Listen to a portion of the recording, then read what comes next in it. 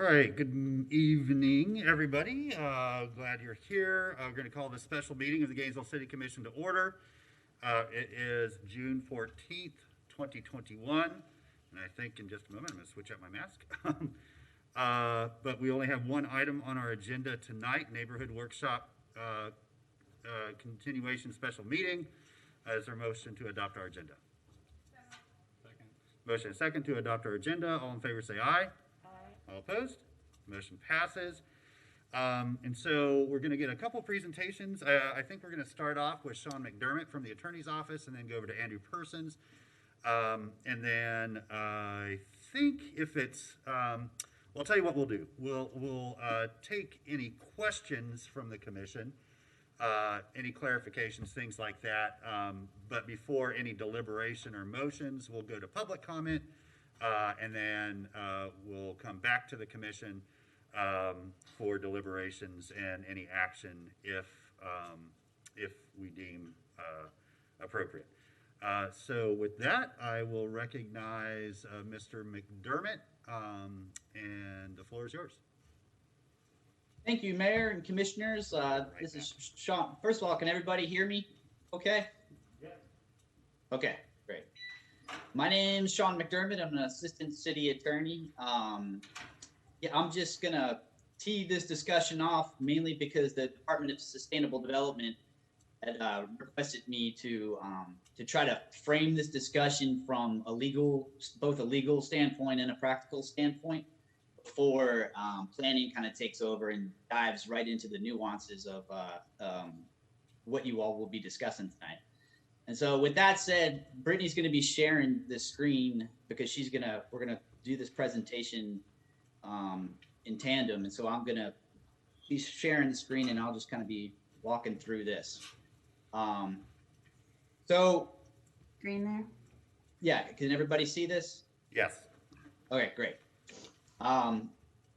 So the discussion tonight at the highest level is essentially, and it's a perennial question for local governments and a great one, is how a local government can involve the public more in local government decisions, and particularly development decisions in the city of Gainesville. And so, and the reason planning had asked me to kind of dive into this a little bit is because to most effectively kind of, develop policy and enact regulations to that effect involving the public in the development process. Of course, you have to have like a pretty comprehensive understanding of where we are in the development process, and from a higher level, a bigger picture.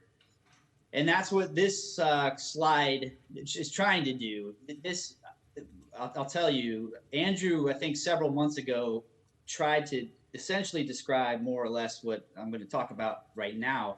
And he did it with an analogy involving Play-Doh and stuffing Play-Doh through different binds and comes out with all sorts of shapes. I tried to think of another analogy that might kind of build upon that, but eventually I just figured a graph would kind of accomplish it even better. So this is not, that's to say, this is not in your backup, but I'm happy to send it to anyone. We just added this slide at the last minute. And this is all it is. There's not a whole lot to it, you can see. But what it does do is it tries to outline the 7 levels of the development process. And this is anywhere throughout the state of Florida, including the city of Gainesville. And, just quickly going through those 7 levels, it's, starting with developing and adopting the comprehensive plan policies, which is the constitution, so to speak, of local government development. And it includes all the highest level policies and the particular regulations and how they will apply throughout the city, which I know everybody's very familiar with right now because the city's going through a major analysis of this and gonna be rewriting a new comprehensive plan. So right under that is where the city commission assigns all the property that's within the city of Gainesville to particular land use categories. And by doing that, it actually starts applying particular property in the city to those regulations crafted in that first level. Then right under that, in level 3 is the city's land development code and those regulations. And what that is that it just builds upon, the comprehensive plan and enacts the comprehensive plan. And that's where all the development criteria, all the zoning regulations, all the it's in fact the most technical document that governs the land use and development within the city of Gainesville. And then similar to the land use categories, right under that is when all the property within the city of Gainesville is assigned zoning categories to to dictate which of those land development regulations apply to that particular piece of property.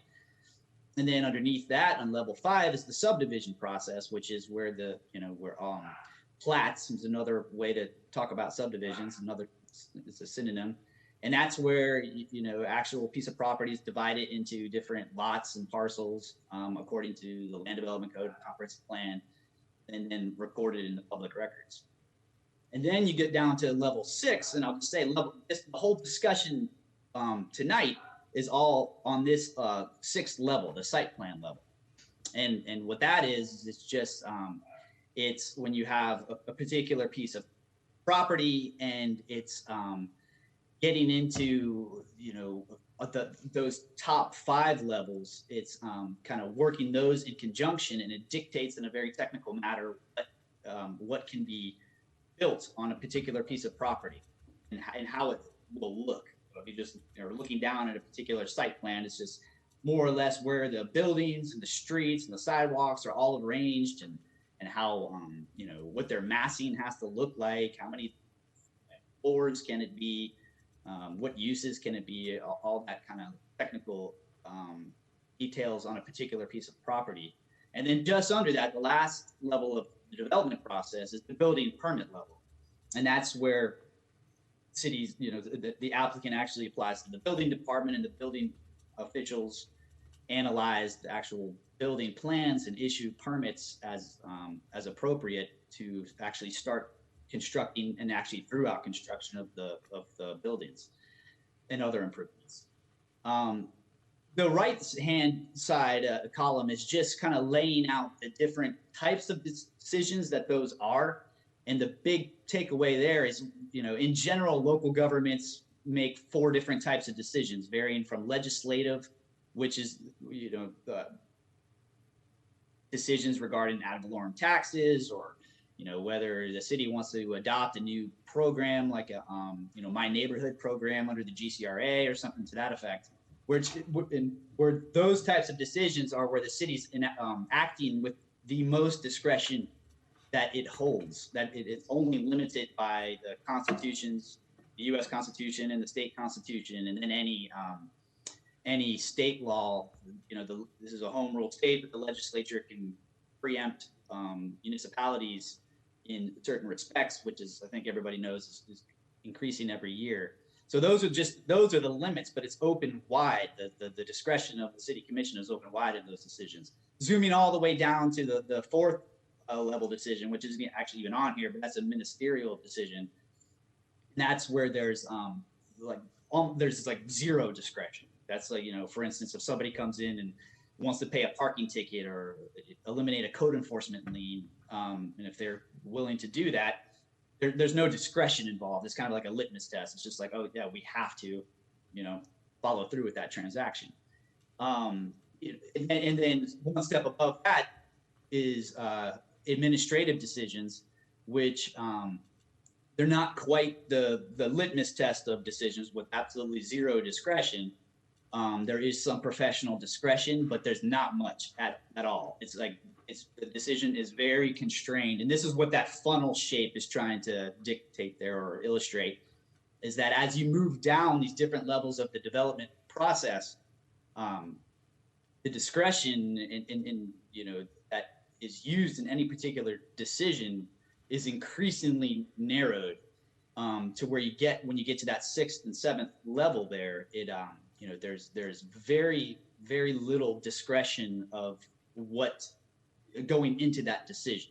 It becomes much more, again, not quite the litmus test decision, but much more kind of like applying very technical codes to a situation, and if it meets this very kind of prescriptive standard, then it meets it. There's nothing really to decide. And so with that said, what this is trying to there's a couple like fundamental differences. Like that dashed line is a key marker there between levels 5 and 6, and it kind of dictates where the development process fundamentally changes for a couple of reasons. And the first one is gets into what I was just describing, is the discretion involved in the decision, and another way to think about administrative decisions, it's almost like writing. I mean, it's in fact implementing the land development code, but it's almost like writing code. It's a very detailed, administrative process. And I guess the best way to think about it, and this is pretty soon, I think, or in the not too distant future might be a reality, is those the 6th and the 7th level right there for development decisions could ultimately be done by artificial intelligence, because they are so code based. And that's, that might sound far-fetched, but it's really not. It's, I think being explored in lots of different places, but it's there's so little human discretion involved. It's kind of ripe for artificial intelligence, just kind of very detailed plan review, just to check, see if all the boxes are checked, as opposed to when you kind of skip up to level 5 and above, where there is some kind of human discretion involved, and so those aren't quite so ripe for artificial intelligence. That's kind of one way to think of it, where how those levels are fundamentally different. And the second one, and this is a huge one, is from that dashed line up, all of those decisions, levels 1 through 5, are made by the city commission per state law with their legislative or quasi-judicial. So by definition and per state law, they have to have fairly significant public involvement, including generally not 2 to 3 hearings at least in front of the city commission, in addition to a hearing below with your advisory boards like the city plan board. But a key thing there is that those are all decisions where they're like intangible, almost invisible decisions. And what I mean by that is those are all establishing the policy of how the city of Gainesville grows and develops.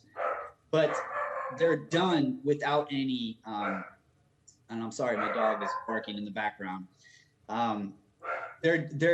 When those decisions are made, those can sit for any number of months or even years before some kind of tangible result amounts on a piece of property. And I mean, like when, by tangible, I mean when, the construction fences go up and, some site work is being done. The tangible in the sense where that's where the public sees what's going on. That dashed line and below, so levels 6 and 7, those are the tangible results, the decisions with tangible results, in the sense that is where, the rubber hits the road and actually there's some kind of a structure being built. And why that's challenging, and why I say that's like a fundamental, key aspect of development in the state of Florida, is because, and any planner will tell you this, levels 1 through 5 are by far the most important for establishing how a city grows and develops. Like that's where that is actually established. And, and so without saying, the public involving the community and really, constantly analyzing those levels of development, not just doing it once and being done, but constantly analyzing it, revising it as needed, and involving the community. I mean, it's the most important levels. But the ironic thing is, it's often, I think, hard to, it's at least a challenge for local governments to really try to involve the community and do it. There's always room for improvement, because those decisions, level 1 through 5, are so important, but because they are intangible, so it's kind of be so far removed, or talking about kind of some nebulous future that it's a challenge to get folks involved because you can't quite see it. But where folks definitely see it is, again, 6 and 7, where those construction fences start going up. And that's kind of the ironic part, is that's when folks like really start seeing the tangible results of the development policy in the city. But, and this is key, by the time you get to these two levels, because the decision is so narrow, the discretion is so narrow, there's very little that can be done at that point. Like, because the whole topic, I think, tonight is to the extent or where to draw the line of involving the public in that 6th level there for site plan review. And that's a great discussion to have. But I think kind of the fundamental backdrop is knowing that, regardless of how that line is drawn in the sand, of when you have a full public involvement or some kind of administrative review at that site plan level, unfortunately, the public's voice at that point is not going to have the reach and the importance that it does 1 through 5. So that's just a challenge that I think all governments, local governments, face and are always trying to improve upon. And so, a quick note on number 6 before I just will briefly move to the next slide is like the key distinction here for again, because this whole topic tonight is centering on this level 6 site plan review and where to draw the line in the sand between where it's administrative, which means like it's what the difference between administrative or quasi judicial, where to draw that line. And just to know, like, administrative means it's a staff level review without a hearing where the applicant is presenting evidence and then members of the public can speak and all that, which I think the city commission is obviously very familiar with. It's where to draw that line, and there's different pros and cons, and I think then planning is going to speak to that more. A lot of governments in the state of Florida shifted as of like 2016, where a lot of local governments started moving to a more prescriptive land development regulations, so levels 1 through 5, more prescriptive. And what I mean by that is very kind of detailed land development regulations that are attempting to really get right the outcome on 6 and 7, as opposed to when throughout history those first 5 levels were often vague without a lot of prescriptive standards, and it was just made kind of land use and development decisions were made on an ad hoc basis, and the outcomes were very unpredictable, often discriminatory, and so cities have moved to try to at the elected official level with public involvement, really dictate the outcomes of the what happens at that 6th and 7th level there, and as planning will note, that I think that fundamentally shifted under the Obama administration. They famously put out a housing toolkit that advocated for, on this level 6 site plan review level, to shift the line in the sand between administrative and quasi judicial over a little bit to make it more administrative, and planning can get into the pros and cons of why that is. But that's all to say. So that's like the distinction there between administrative or quasi judicial. And the next slide, if Brittany doesn't mind switching, we'll just compare where the city of Gainesville is. And this whole slide right here is speaking to only that 6th level of development review, so site plan review. This is just some data that staff put together that compares the city of Gainesville to a whole host of other cities, just starting with Melbourne with a population of 81,000 all the way up, and it goes up by population. So it just compares where the city of Gainesville is as far as where, again, that line is drawn between administrative review at the site plan level versus quasi-judicial board review. And by the way, quasi-judicial board review, that can include like the governing body, the city commission, making the decision. It can often include other boards that are created by the city commission, the development review board or a city plan board. But so that's kind of on the far left column. That's the top is the by right and administrative review. Again, that's the staff level review versus the quasi judicial board review. And you can see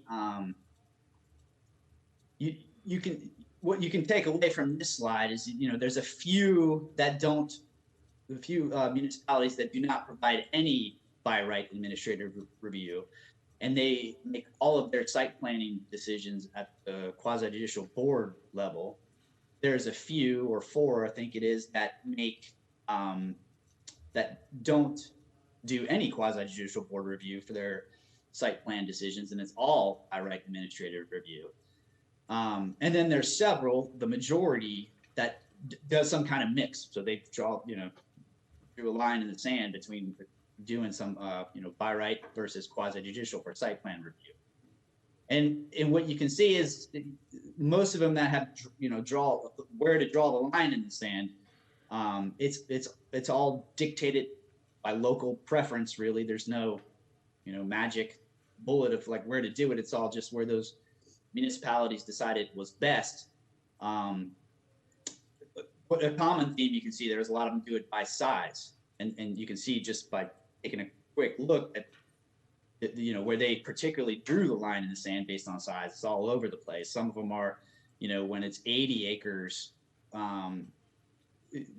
or more, it has to have a board review, but if it's under 80 acres, it can be a staff review. Some did it by gross floor area, 250,000 square feet of gross floor area. Others do 3 acres. So you can see those kind of size thresholds are all over the place. The way the city of Gainesville did it, and this is all on, this was all done, I think as many of you will remember, back in 2017 when the city rewrote its land development code to adopt more prescriptive form-based code standards. And again, that's no coincidence that was on the heels of the 2016 Housing Toolkit report from the Obama administration. But in 2017, that's when this changed for the city of Gainesville. And as opposed to drawing that line in the sand based on size and picking some size threshold, what the city did is draw the line based on substance. And what I mean by that is it's if the applicant is asking for a variance or not dictates, at least as it stands now, whether it's a staff review or whether it goes to a board. What a variance means is essentially is when an applicant wants to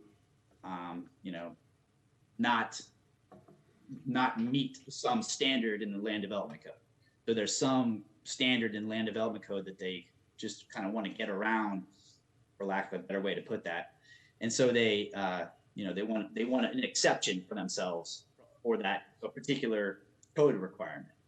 If that's the case, if they want to, ask for a special exception, then that has to go to a board.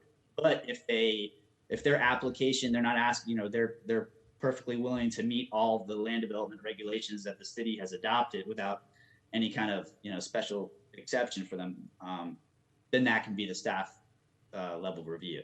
So the city drew that line based on substance again. And I think that's it. I think I'll kick it over to Brittany, and I'm happy to answer any questions as the discussion unfolds.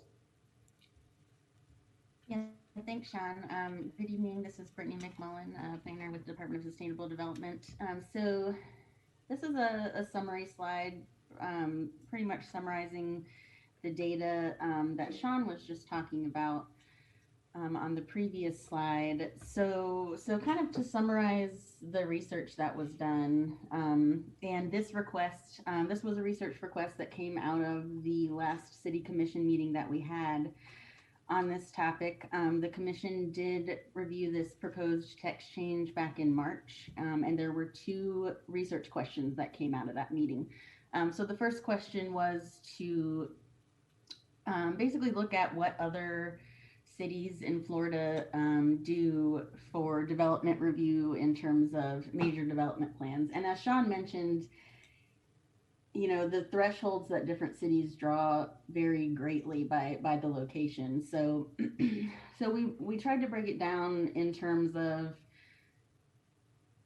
you know, how many cities allow administrative review, and then how many of those cities that we looked at require board review with thresholds and things like that. So overall, we looked at 16 different municipalities in Florida, populations ranging from 81,000 to about 454,000. So a majority of these cities do provide for administrative review to varying degrees, meaning no board review required. Some require quasi-judicial board review based on those development thresholds that Sean had mentioned. So about half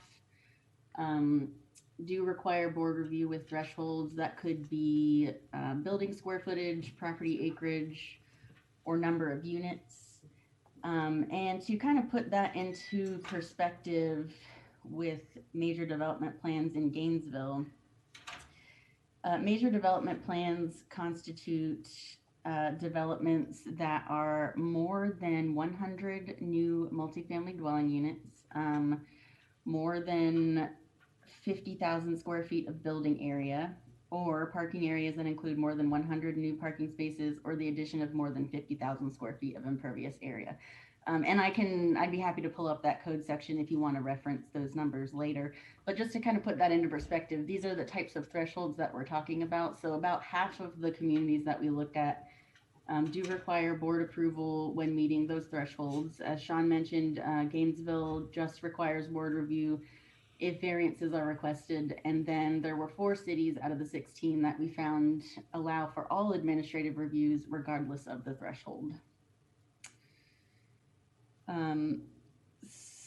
And just a quick note on the background on the city of Gainesville's process, both major and intermediate development plans were previously required to go before the Development Review Board. This changed in 2017 with the overhaul of the Land Development Code. This was the same code change that introduced transect zoning, which is more of a form-based code. And we did see in our research that many other cities who have moved to administrative approvals or by right approvals also have form-based codes or some variation of, and that would be as opposed to the standard zoning districts that existed before transect zones. So this code change in 2017 was an effort to simplify the approval process and create a greater incentive for development to comply with the code. The second research request generated from the March meeting was to provide best practices for development review to help lower the cost of housing. So in general, what staff found was that providing for by right development, meaning no discretionary board review, is a recommended tool for governments to support affordable housing. So by right meaning there's no discretionary board review and all standards are strictly spelled out in the code. So in short, the development review process should be predictable. The Housing Development Toolkit referenced in your backup and previously referenced by Mr. McDermott, it was developed under President Obama in 2016, and it highlights the establishment of by right development as a way for local jurisdictions to promote healthy, responsive, high opportunity housing markets. And this slide is a summary of the recommendations regarding by right development. So the process map that you see here on the right comes from that toolkit. It suggests that by removing the discretionary processes at the site plan review point, governments can expedite and support development of affordable housing. This is not suggesting that we should not provide for a place for public participation or community involvement, but rather this is suggesting that at that time when it gets to the site plan review process, that's probably not the best place for the public participation to be happening. So in short, what the research shows is that interjecting discretionary decisions at the site plan review stage in particular contributes to greater uncertainty and greater time for the development plan review process, which equates to greater costs for the development. So I think the larger conversation that we really need to have here is what is the best point during the process that we can provide for public participation and citizen engagement, where neighbors can really make a difference. in the type of development that is happening. I think, as Mr. McDermott pointed out, there's a huge opportunity in the comprehensive plan and land use and zoning processes. The land use and zoning are what dictate what can be approved at the property. So, for example, once a zoning district is in place that allows for a 9-story high-density mixed-use development, there's not an opportunity to change those particular aspects of the plan at the site plan review level. So I did want to remind the commission that we do have a great opportunity coming up with the comprehensive plan update, as well as the inclusionary zoning work that the department is doing to address some concerns, in regards to what types of developments are allowed in what areas and how those developments do affect existing communities. And additionally, I wanted to also just remind the commission of the other parts of the text change that exists with this request. I do have the presentation from the March meeting if anyone needs to reference that. I know we have one commissioner here that was not here at that March meeting, so I'd be happy to pull up any information from the proposed text change if that might be helpful. And Andrew, Sean, and myself are here for questions. And that concludes the presentation. Okay, thank you, Ms. McMullen, Mr. McDermott. Appreciate the presentations. Let's turn to the commission. Again, I'd like to just field sort of technical questions right now without getting into deliberation. And then once we get through those, we'll open it up for public comment. And then after we hear from everybody, we'll turn back to the commission for deliberation and potential action. So let's start with Commissioner Johnson. Thank you, Mayor. I have a question about the 2017 update since I wasn't here. Can you take me through that process? Who was involved, how much time it took, what the outcomes, what some of the outcomes are besides relinquishing the development review process part of it? Can you just take me through the process? I can share, Mr. Mayor, Andrew Persons, Director, Department of Sustainable Development. I can share kind of my perspective from the process. So I started in the city in 2012, and the land development code update, that process had already started. It was driven largely at the time by the city commission, and a part of the original sort of referral for this was to adopt transect and form-based code into the city's comprehensive plan. That was like form-based codes were just sort of getting started in terms of a lot of the discussion around the country as a mechanism for really kind of getting out of strictly sort of use-based zoning, which the city had been doing, and getting more towards like the form of zoning, as well as some of the things that I think Ms. McMullen indicated, predictability, things like that. So that was in 2012 when I started, and the process had already begun. It was ultimately adopted in 2017. So over time, it was essentially a 5-year process. We had probably over 100 different hearings or meetings over the course of time. It was probably the most extensive process I've ever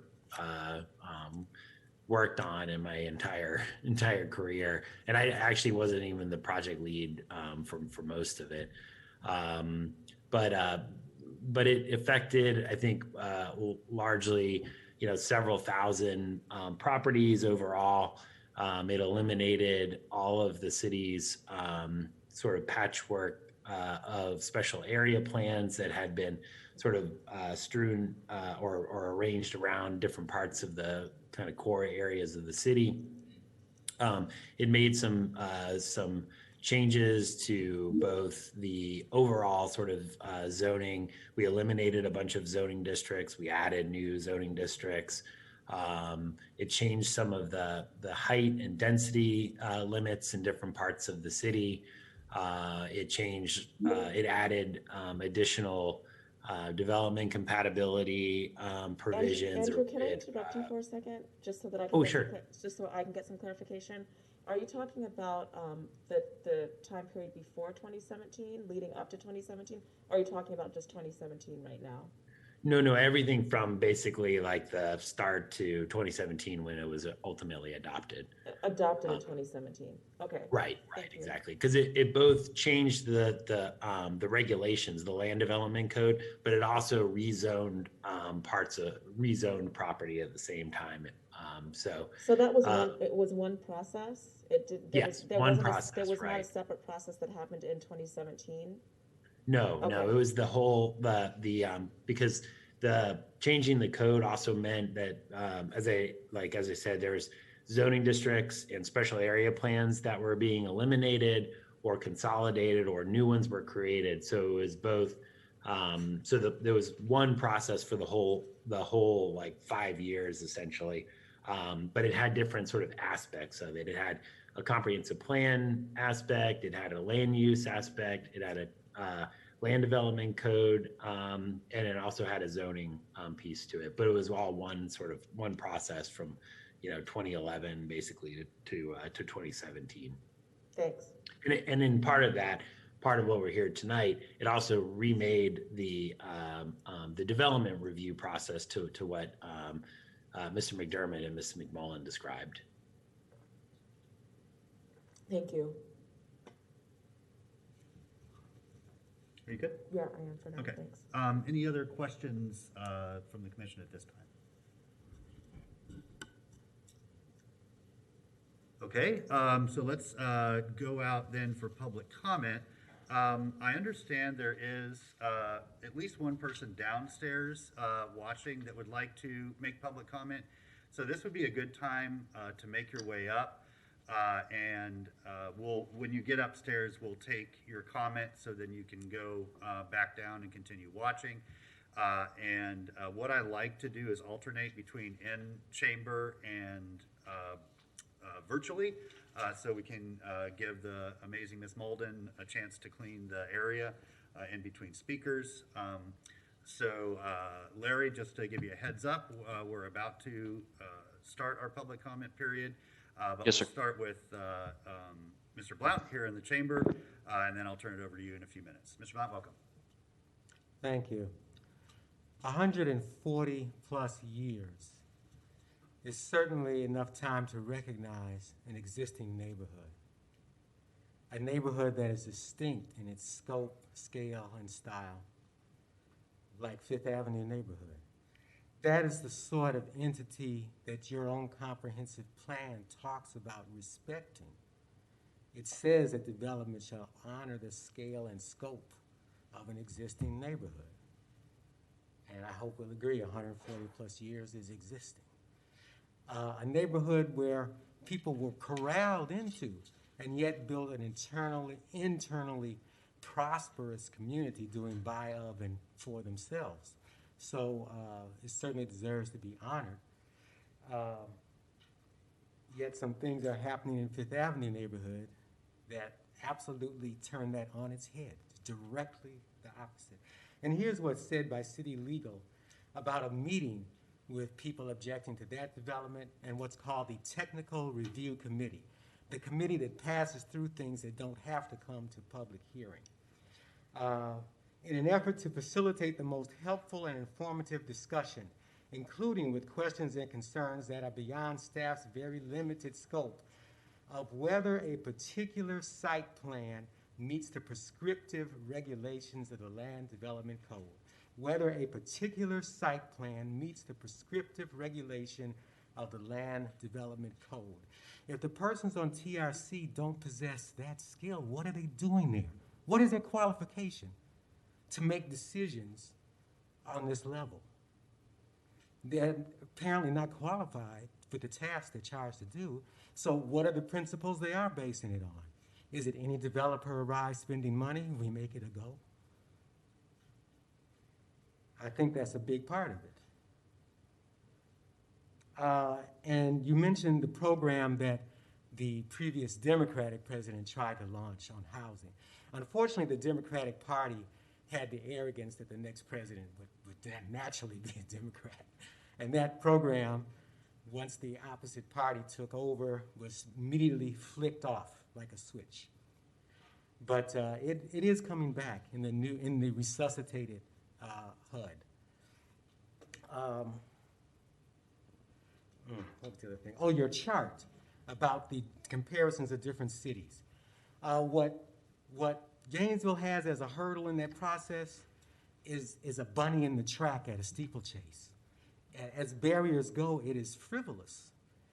Any planner or designer knowing from the beginning that that's what they have to deal with, they can just step right around it, just not ask for variance. And they can design their project pretty easily. Thank you. I'll wind up. Thank you, Mr. Blount. With that in mind, and just Thank you, Mr. Blount. I throw appreciate your anything in comments. any community. Larry, let's go over to you. Yes, sir. We will go to Jeffrey Shapiro as our first commenter. Jeffrey, please mute your stream, Jeffrey.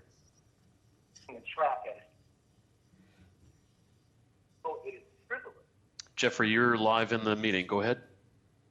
I'm trying to unmute.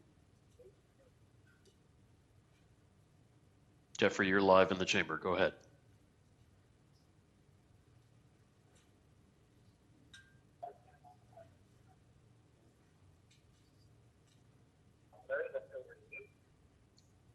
Jeffrey, you're live to speak right now in the chamber. Please go ahead. Hello, I'm not. Please mute your computer and just listen to the phone line. You're live in the chamber. Hello. Go ahead. I have to call back. Hello? Mayor, we'll come back to Mr. Shapiro. Let me go to Chris Goodrich, who's standing by. Chris, if you're there, please go ahead. Hi, yes, I am. I'm sorry, it is difficult to follow by phone.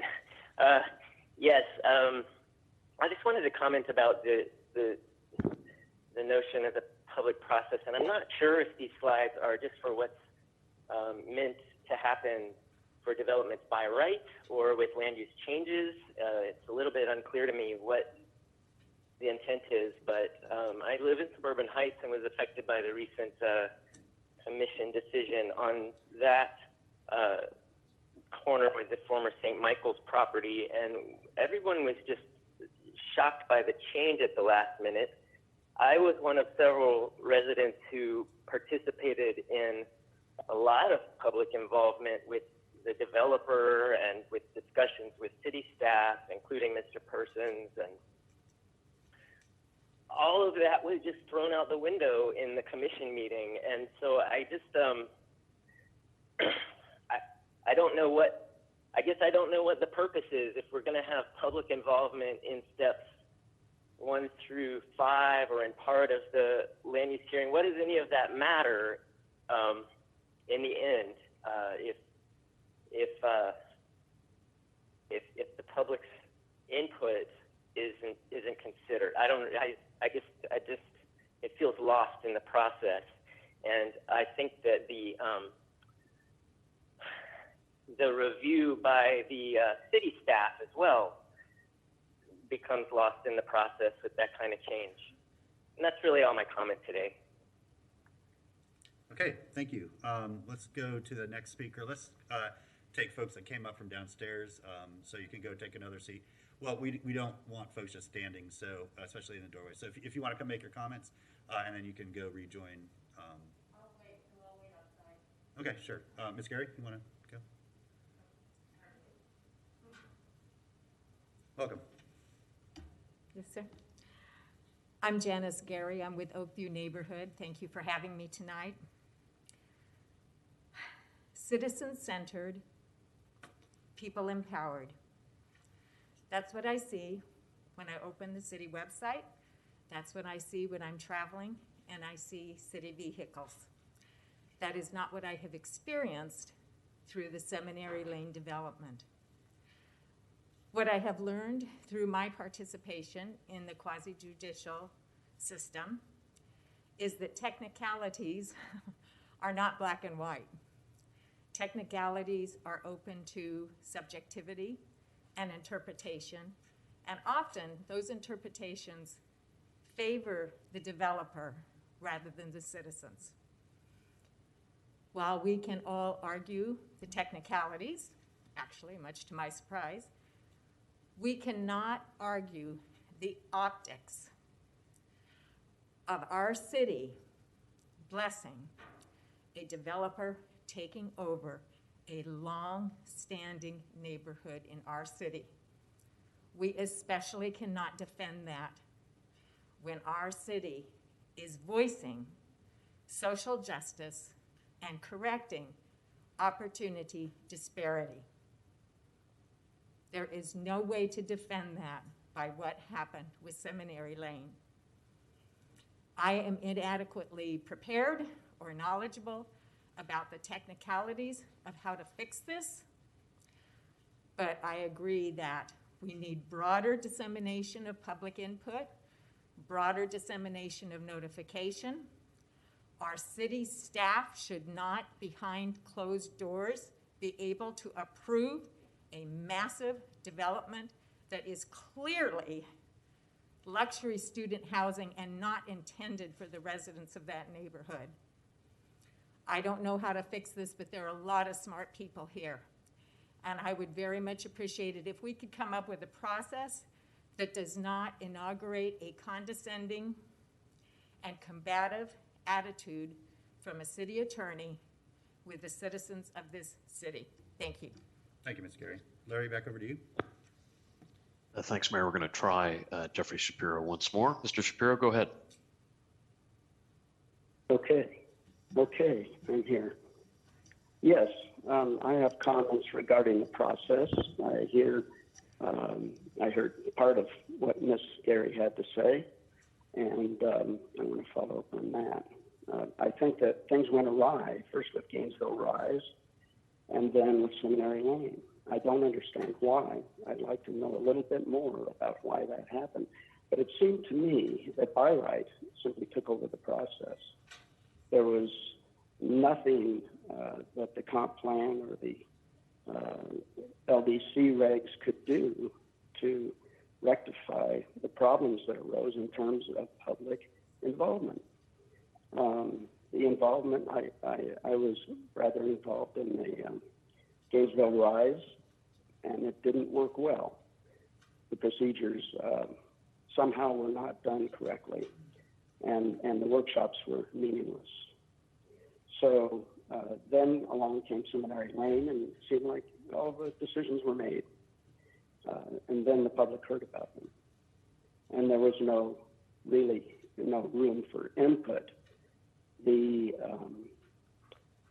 hearings that we had on that showed the tremendous public involvement, mostly with permanent residents, but a lot were also students and such who all objected to the process and what had happened and saw inequities there.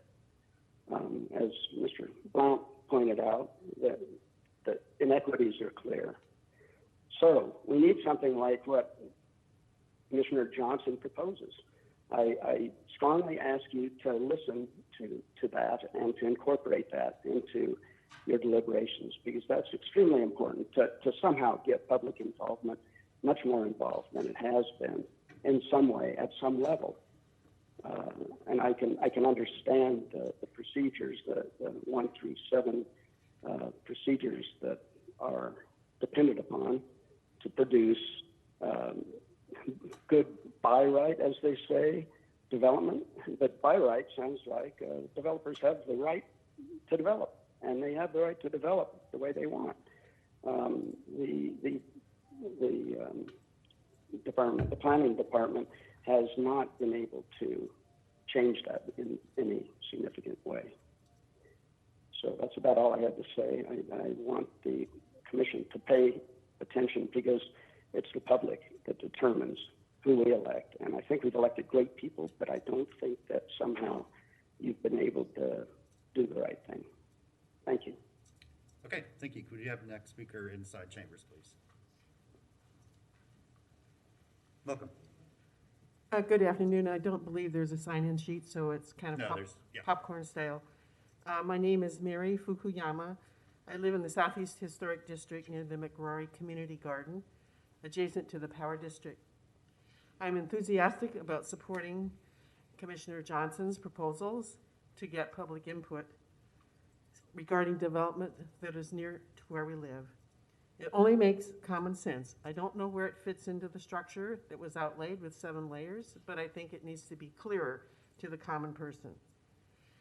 I think this participation needs to be proactive, not reactive. Neighborhood workshops that have been proposed will enhance development, not discourage it. It could, for example, prevent future lawsuits. It teaches people to engage in community development, to be involved in local politics, and to really care about our city. But I have additional reasons to support this initiative. Just look at the way Gainesville, as a small-sized city, mirrors national politics.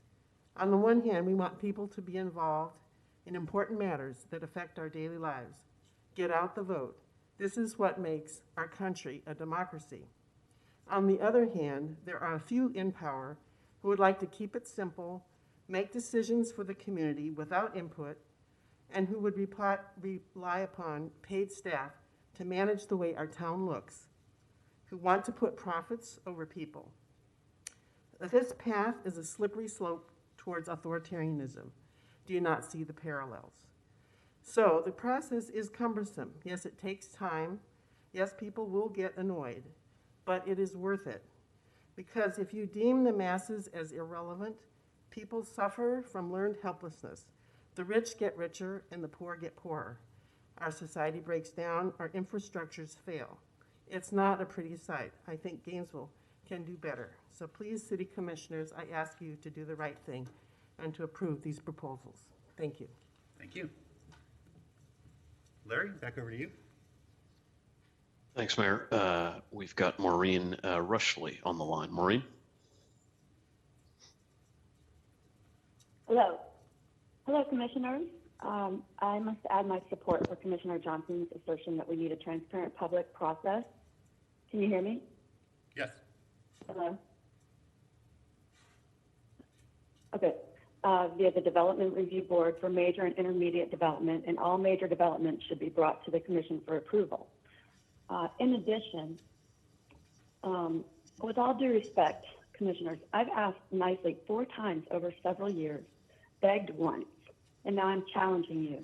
Require an option for neighborhood representatives to be emailed notification with digitized, not scanned, notice, identical to the mailed paper notices. Or clearly reply to my email saying the same thing with a good reason why not.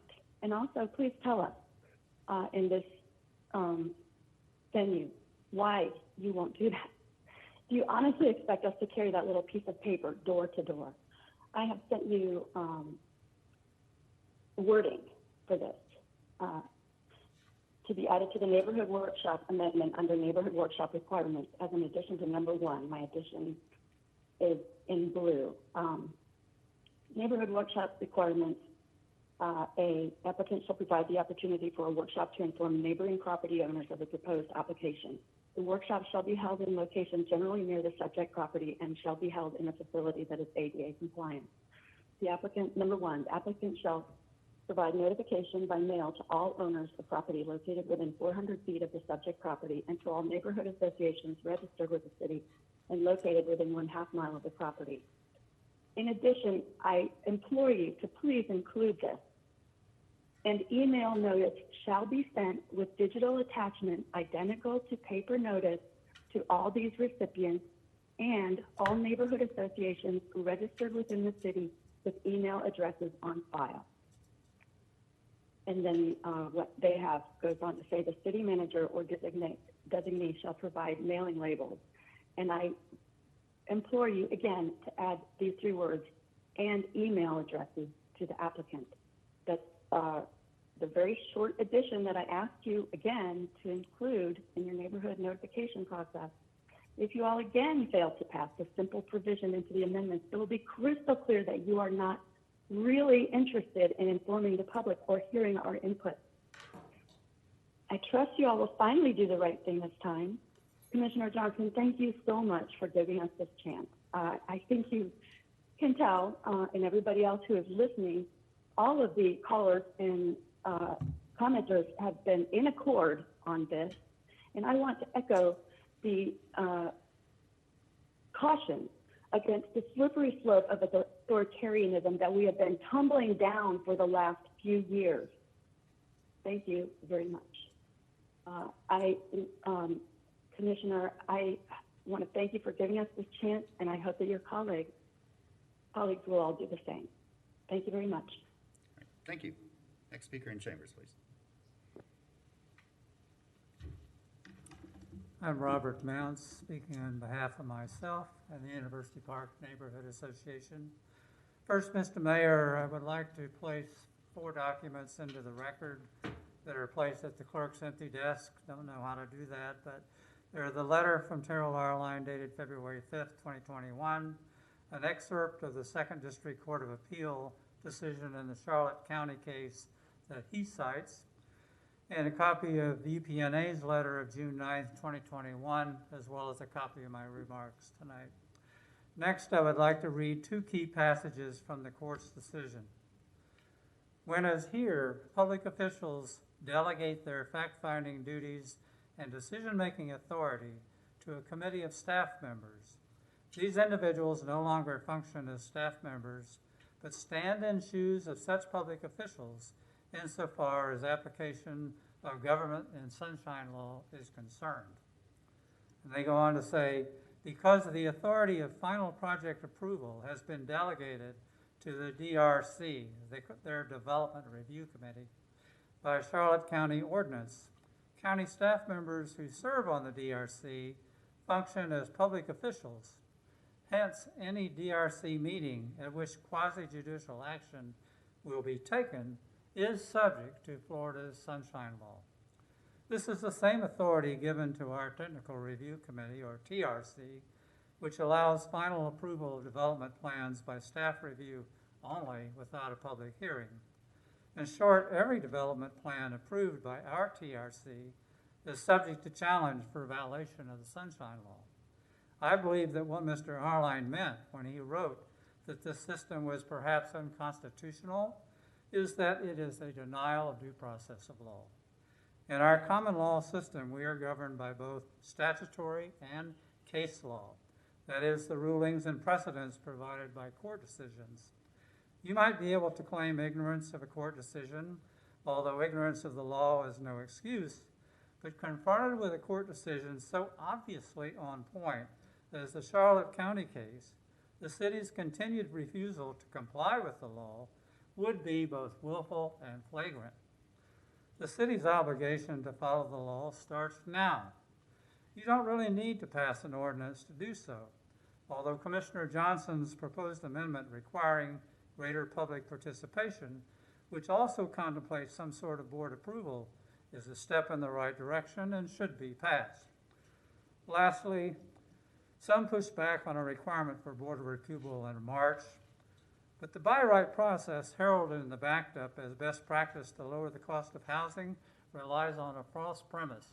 No developers in Gainesville since 2017 have rushed to build affordable housing. Thank you. Thank you, Ms. Mounts. Larry, back over to you. Mayor will go next to to Craig Brazier. Craig?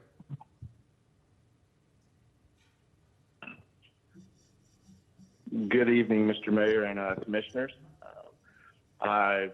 Craig Brazier. I work at CHW. I am a professional planner, so I deal with this code on a regular basis, if not daily.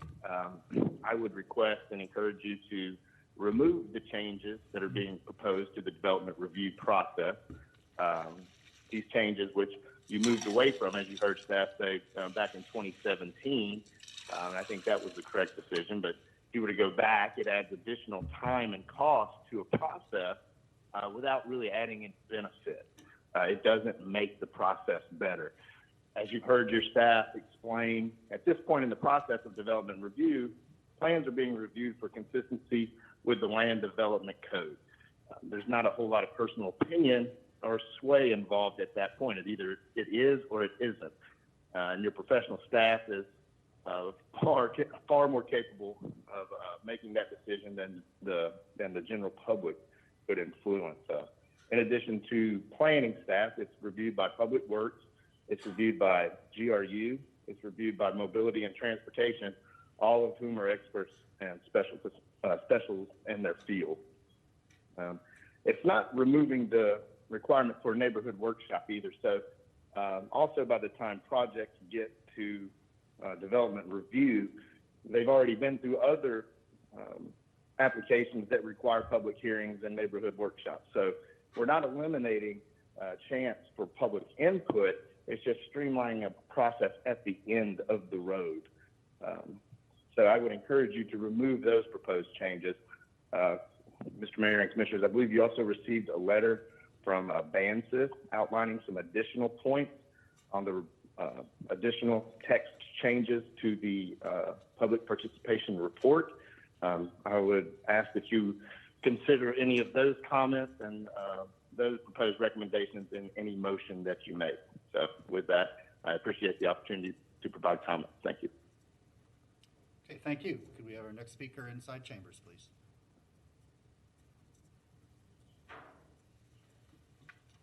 Welcome. Hi, my name is Melissa Montilla, and I live in the Southeast Historic District, just adjacent to what is going to be, or currently called rather, the Power District. Listening to all these speakers has been really interesting, and particularly this last one. And even in the presentation, when they talked about this lack of efficiency, and I have my bullets here, and it starts with like how great I think you all are, because I genuinely do think you're all pretty great. It would help if I could put my glasses on. You guys ran on platforms of engagement and inclusivity. And in spite of that, and I sense there's this frustration, right? And it's been presented here, even by the city, that there's a frustration with efficiency. This is where I'm gonna just leave my notes. Since that has changed, I haven't seen a project go in that is so fantastic because of this so-called more efficient process. I just don't see it. And to hear from folks that the professionals know better than the public citizenry is frankly infuriating, right? I think in Gainesville especially, we have a pretty brilliant citizenry, and we want to be here, and we want to show up, and we want to help, and we want to participate. So I'm sure I had some more nice things to say to you on the bullets there. But all we want is to be seen and heard, and we know that you want to be trusted and collaborated with as our representatives. So why don't we work together and make that happen, right? Voting for this is a big step in building more trust and engagement with your community, and I think that's really important. Okay, thank you. Larry, back to you. Thanks, Mayor. We should have mute off. We should have Tina Days next. Tina? Yes. My name is Tina Days, and I'm a resident of Highland Court subdivision. I'm very concerned about the developers that's coming over, specifically on the east side, that's pushing our residents that's been there for generations out of their homes so that they can make room for student housing. This is so egregious, and I stand in support with Commissioner Gail Johnson and calling for a public discussion. I also stand in support of my own Commissioner Duncan Walker. Thank you very much. Thank you.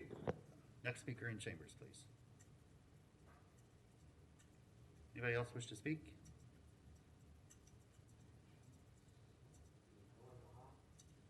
We have Ms. Davis coming up. Welcome. Hi, I'm Jackie Davis, and I'm in the Southeast Historic District, like many of us.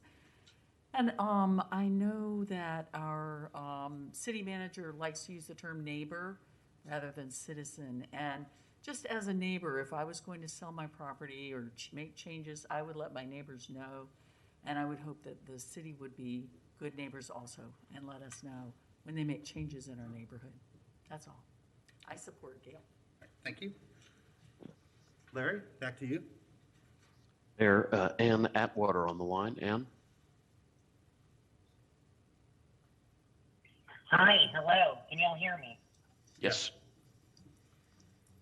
Hello, can you hear me? Yes, we can. Okay, perfect. So the other day I read a Sun article. Last year, I read a Sun article about how Collier thinks we're overdeveloped in apartments. Of course, he'd say that. He owns them. So by keeping out apartments with this kind of proposal, all you're doing is propping up the landlords who already exist, letting them jack up the rates as we get these rich students coming in. And then what happens? Well, you force the newcomers out into the suburbs, into the sprawl, destroying our environment and creating these luxury, exclusionary suburbs. This proposal is a great way to force our residents to pay excessive amounts of their paycheck to car developers and the insurance companies instead of putting them into local businesses. I think about the incident in Suburban Heights where you have a bunch of rich doctors trying to use state power to prop up their property values, which is just wrong. We should encourage residents to live here, not to extort new residents. I urge the commission to reject this proposal. Thank you. Okay, thank you. Next speaker in the chambers. Anybody else inside here? If there's anybody out in the hall that's waiting to speak, we would invite you in as well. Welcome. Hey, my name is Missy Atwood Gibson. I'm college educated, but this is very, very simple that I'm going to speak about. I grew up in the Northwest section, Southwest section, very well off, had everything, whatever. But now I work at a place called Pace Center for Girls, which is in this neighborhood. I don't know if any of you drive through the area or not, but these girls, that's where their grandparents, that's where their great-grandparents, aunts and uncles, everybody lives. And I'd never spent much time. I've been here my whole life, 60 years, and never spent much time over here. Coming home every day now, I take a different path and go home a different way because I love looking at the little houses, at the cute little houses, but more than that, I love seeing the interaction on the front porches with all the families. My husband passed away, and my children are grown and gone, so I'm alone. And I get so much joy out of watching these families, interacting with each other every day. And if those homes, those historical homes are gone, which I've already seen so many, throughout my life living here, and more college students are in or whoever, I mean, it's really a shame. Where are these people going? Where will they go? It's just another breakup of the family unit. Where are they going to go? Will they be? I've seen houses, little shacks being redone, and now they're selling for $300,000, $400,000, $500,000, and that's awesome. But I mean, who can afford that in this area? So which means this area, where does it go? Where do these people go? Where do these, my mom is 85 years old. If she lived over here, she'd be homeless. I think it's a shame. I really do. I think there's other places to look at besides this historical area of Gainesville. That's it. Okay, thank you very much. Larry, back to you. Mayor Wendy Wood is on the line. Wendy? Hi, good evening. I'm calling in support of Commissioner Johnson and her call for more public input and more transparency with the development in our city. I also agree with Mr. Blount that we need to be protecting and honoring the scope and the historic culture in our neighborhoods of residents who have, lived in that area for so long and, have their own families there. And wanted to comment as well that, the promises were made to rebuild the affordable apartments over there on Seminary Lane. And now that that promise was broken, now that that land has been sold, where is that $8.3 million or whatever it was sold for? Where is that going? Where is that going to be used to help those people who have been lied to? Where are they going to live? We need more affordable housing in Gainesville. We don't need more luxury apartments where the people who own them can get $1,000 per room where they share a kitchen. We need more transparency. So I support Commissioner Johnson in her effort. I know at one time she had researched and brought up maybe a sister city in North Carolina that was making advancements in a more equitable way for their development. And I wonder, could we learn from that and take some of their methods that Commissioner Johnson had been researching and use that to help all of our city residents. We cannot be leaving behind, our historically Black neighborhoods. We need to protect these neighborhoods, protect these residents that have been, the bedrock of Gainesville. Thank you for your time. Thank you. Next speaker in chambers, please. Good afternoon. Afternoon. Commissioners, my name is Ronald Fox, pastor of Shady Grove Primitive Baptist Church in the Polders community. Been there all my life. I grew up in Polders.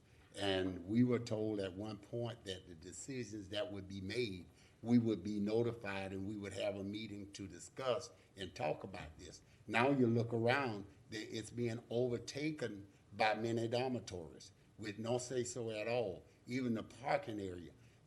Out of the promises that's being made, we don't see anyone. We don't have meetings.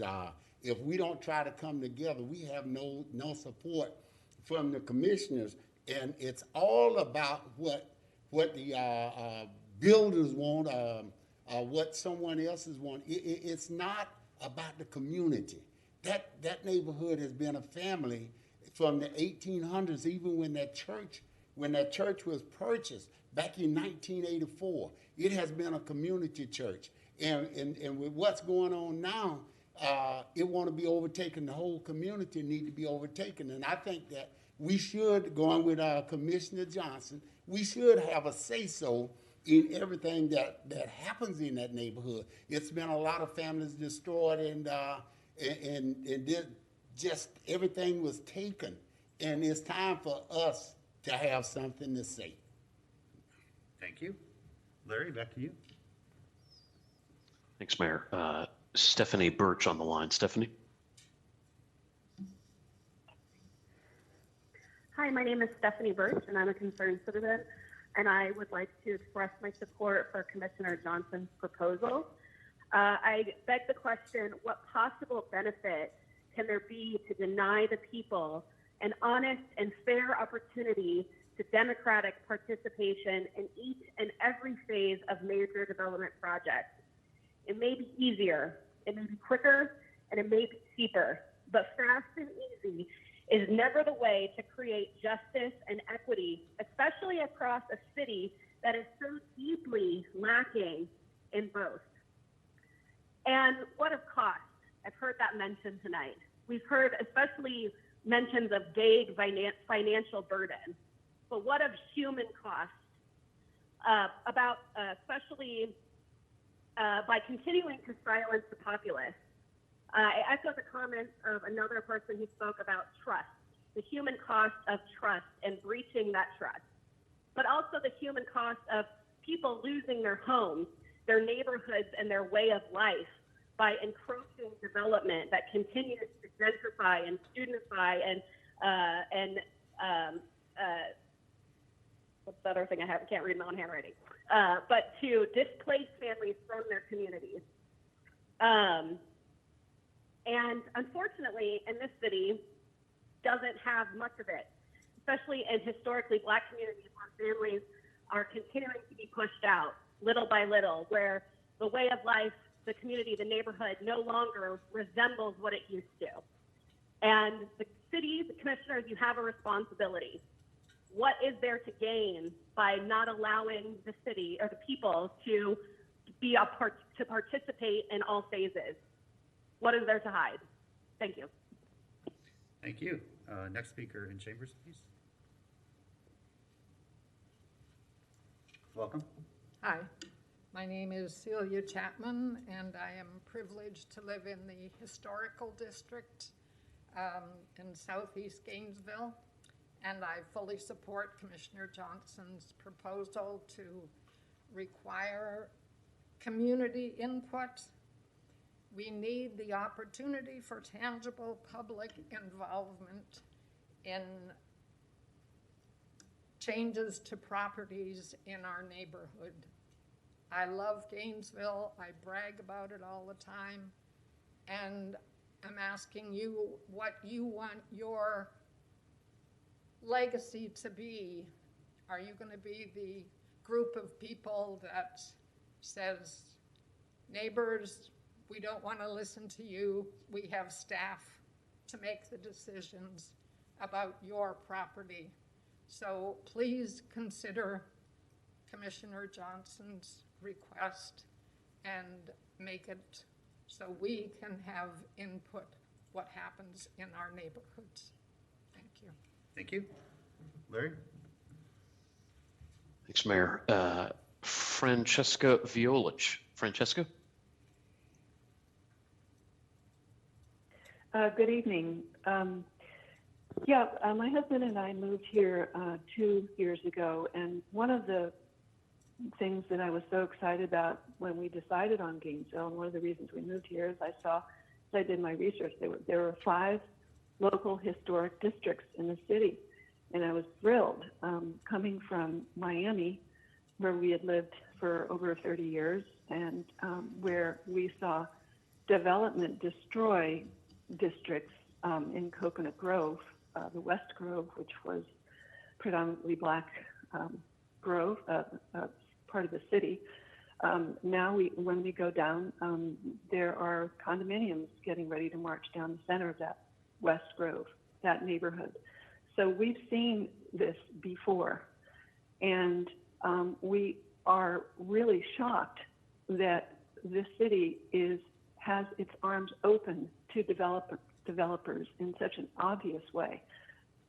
So I'm calling in support of Commissioner Johnson's proposal to make sure that the public has the opportunity to have input on all of these projects. I was last night in a meeting in a church that was established in 1884. Those are treasures. Those communities are the beating heart of Gainesville, and to just push that aside to the almighty dollar is just one big shame. Thank you for your time. Thank you. Next speaker in chambers, please.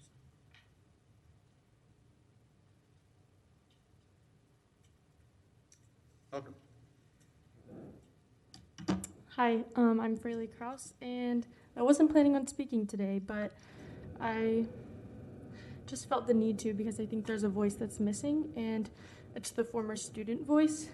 And so as a recent graduate of UF, I just want to comment on a question of the demand that is driving all these new developments, and why is a transient group of people driving the demand for a city's development when most rarely step outside of 13th University and Archer Road.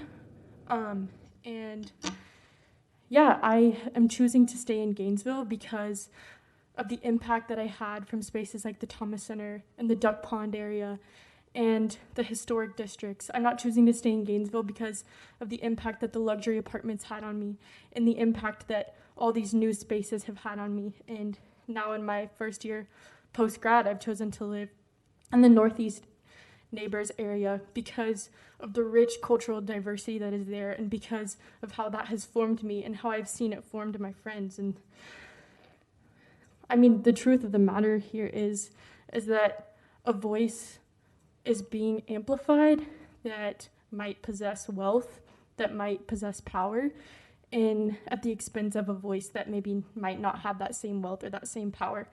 And I'm just would like to understand where, how the transient student voice has arisen, and where this demand is coming from for all of these luxury apartments, and why is the voice of the Gainesville resident that has been here for years and years, that knows the community, that knows the establishments, why is it not being amplified? I think the way you get people to stay in Gainesville is you get them to be impacted by the place. And you're not going to get them to be impacted by the place if every single place looks like the same apartment that you see in Tampa or Orlando. You get people to stay because they're impacted by the spaces that are unique to Gainesville, by the spaces that have made Gainesville what it is. And if you tear them down, then what makes this space a unique place? What allows it to breed someone that has a voice? And as a former student, I just want to acknowledge that I stand in solidarity with every single person that has stood up here to speak, and I'm in awe of you.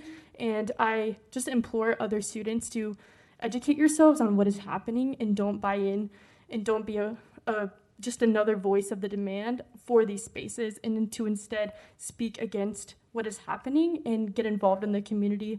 Leave Archer Road, leave 13th Street, and go outside to East Gainesville, go to these areas that have such beautiful diversity and such rich culture. And I am in awe of you, Commissioner Johnson, and just, I'm really grateful that there's people like you that are amplifying voices and trying to bring people together for the betterment of this community. Thank you. Thank you. Thank you. Appreciate your comments. Larry? Joshua Nay is our next speaker. Mayor Joshua.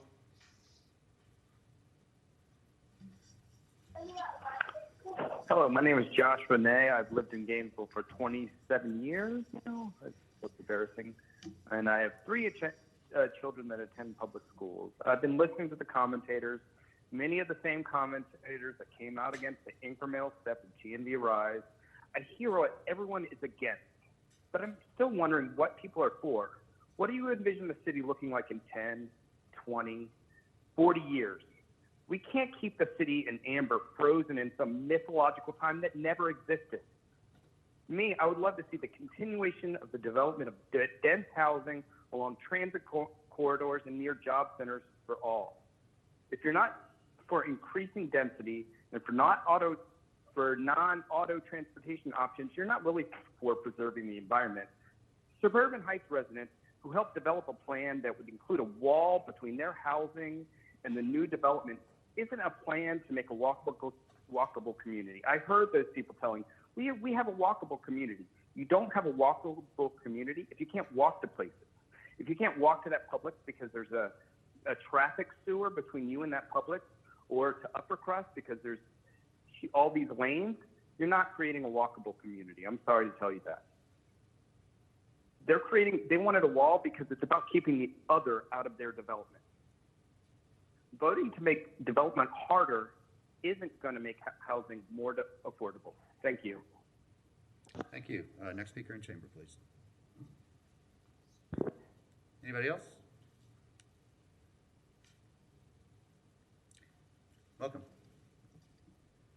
Thank you so much. My name is Wendy Noon, and I'm a member of the community. And what I love about Gainesville, it's a very, very old community. It's over 200 years, 300 years old when the Seminole Indians took in the seminarians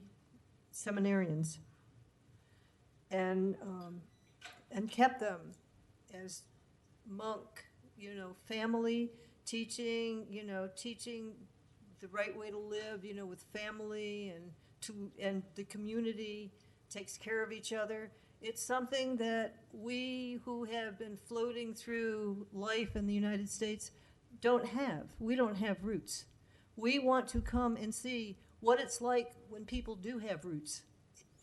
Now, as far as developing Gainesville, which up until 5 years ago was a tree sanctuary, dirt under where they pull the trees are strip mined, platinum, lithium, So I don't, whatever development, I just want everything on the table as an environmental impact statement.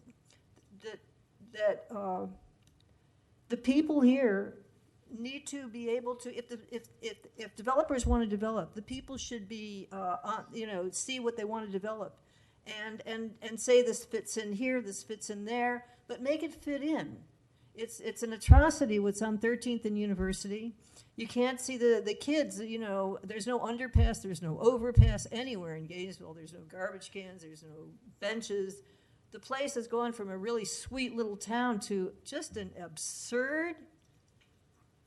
You don't know where to drive because they're, it's really ugly. Nothing fits in. They instead of taking 39th Avenue, they decided to destroy University. It doesn't fit in. And the people who live here, who we want to learn from, are being cast aside as if they were toothpicks that were used, unwanted and unneeded. But that's why all these kids are moving to that area, is to find out what roots are like, what family is like. And people talk and they say, well, this would, we need this. They wanted some restaurant, I forget what it was. It's not even there yet. People have the right to, they're paying taxes. They have the right to develop their community. And I think you should do more listening. And if you don't do listening, I think that you should be called into hometown meetings and be made to listen. And I appreciate the opportunity of being here while you are listening. I thank you so much. I'm 100% in favor of Ms. Johnson and Ms. Duncan Walker's motion. And I think I think that this place would be gorgeous if we could listen to the people. Thank you very much. I appreciate your comments. Larry, over to you. Mayor Elizabeth Hawk on the line. Elizabeth? Hi, my name is Elizabeth Hawk. I'm currently a member of the Historic Preservation Board. I'm calling in support of Commissioner Johnson's proposal. I can tell you that in the last year in serving on the board, I have been so disappointed in the lack of will to save homes in our historic Black neighborhoods. There is a will to save homes in the Duck Pond. I've seen a will to save homes in University Heights North and South. But when it comes to Pleasant Street, Ave, Quarters, the desire is always to raise and build anew. There's nothing wrong with new construction, but when you're tearing down original homes that are on the Sanborn maps of 1920 to put in a $300,000 house that an average citizen that makes around $37,000 can afford, to me, that's not preserving the nature of the spaces that we should hold here. So I appreciate Commissioner Johnson, and I just want to say thank you for taking this stand. Okay, thank you. Next speaker in chambers, please. Anybody else? Okay, come on up. Welcome. Thank you. I'm new to this process, and I wanted to, I didn't really intend to speak. I was just here to show support, but I am going to speak. First of all, I just have to make a tiny comment about the opening as a person who has attended very few of these meetings. No offense to McDermott and McMullen, I think, who was the second person that spoke. But I have to say that these sorts of details that are preliminary to sort of set the scene of these sorts of discussions need to be a lot less jargony. I felt that it was obfuscation, tedious, and incredibly tiring. And I know that there are legalese things that need to be, this could be presented much better and be much more palatable to the public so that they actually understand, so that I actually understand. I think that that is an endeavor that should be looked at across the board on multiple levels, not just you all, but in a lot of ways. These sorts of entities should be teaching.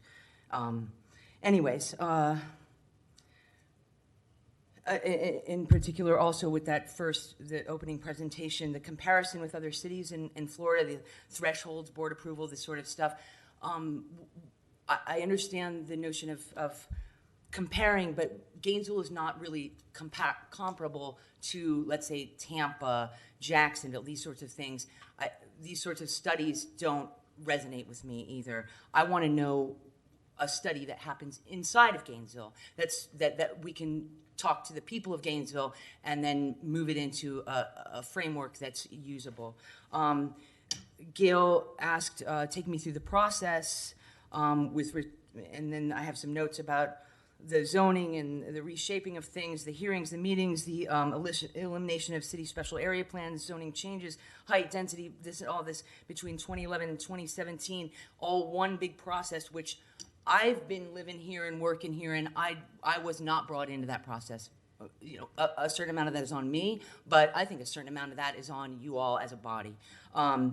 It remade the developmental review process, if I understand that. This is newsworthy. Where did I miss something?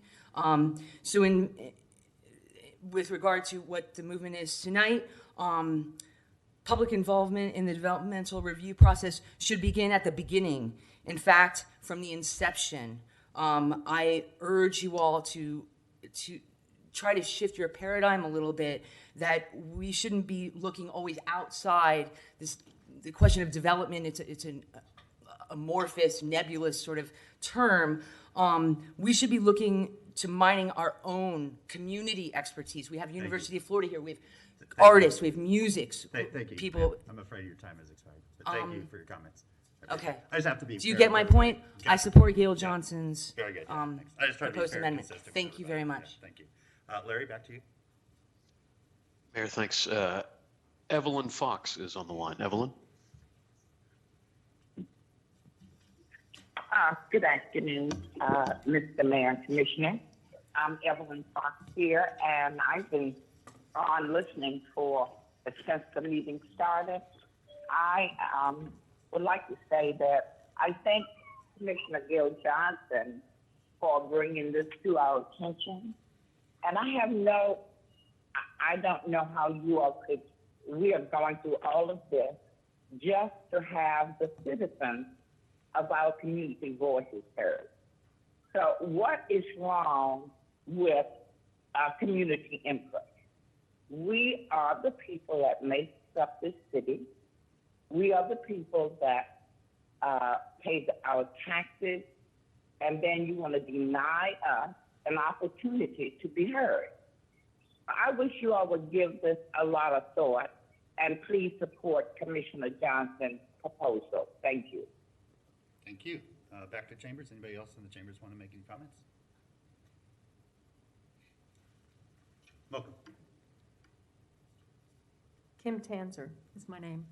In recent months, many of Gainesville's most involved citizens have been asking the same question. What is going on with the majority of our city commission? These are people who have likely contributed to many of your campaigns and almost certainly voted for you. They're dumbstruck because it's become clear that you're not listening to your constituents, even those who put you in office, nor are you listening to your own appointed boards or staff recommendations in many cases. At this point, your echo chamber may be loud, but it is very, very small. You most certainly are not listening to Gainesville's residents, and you've apparently directed your staff to do the same. You've even done your best to codify excluding your citizens from participating in Gainesville's land development decision-making. That's why we're here tonight. When I've been asked why you're ignoring all recommendations, from experts or from those with local knowledge, which is its own form of expertise, I have no response to offer. It could be that most of you have become convinced that you know more than anyone else, despite the fact that none of you has land use or housing expertise. Several of you have little experience at all with representative government simply because you're still quite young. You were elected to office before you had much opportunity to participate in democratic decision-making. On the other hand, it could be that you know you're out of your depth and you're assuming postures of bravado as a defensive mechanism. In the end, it doesn't matter because you're ignoring good advice and in the process causing irrevocable harm to Gainesville's most vulnerable neighborhoods and communities, and increasingly to the city as a whole. Today we're here to ask that you look into your hearts acknowledge that shutting citizens out of land use decisions is not working, and change course. Require that a public board, not staff, preferably the city commission, approve all major development projects. Provide residents, owners, and renters within 1 mile of the project reasonable notice of public hearings. Listen to what people, and not just developers, say, and act in the interest of Gainesville's residents.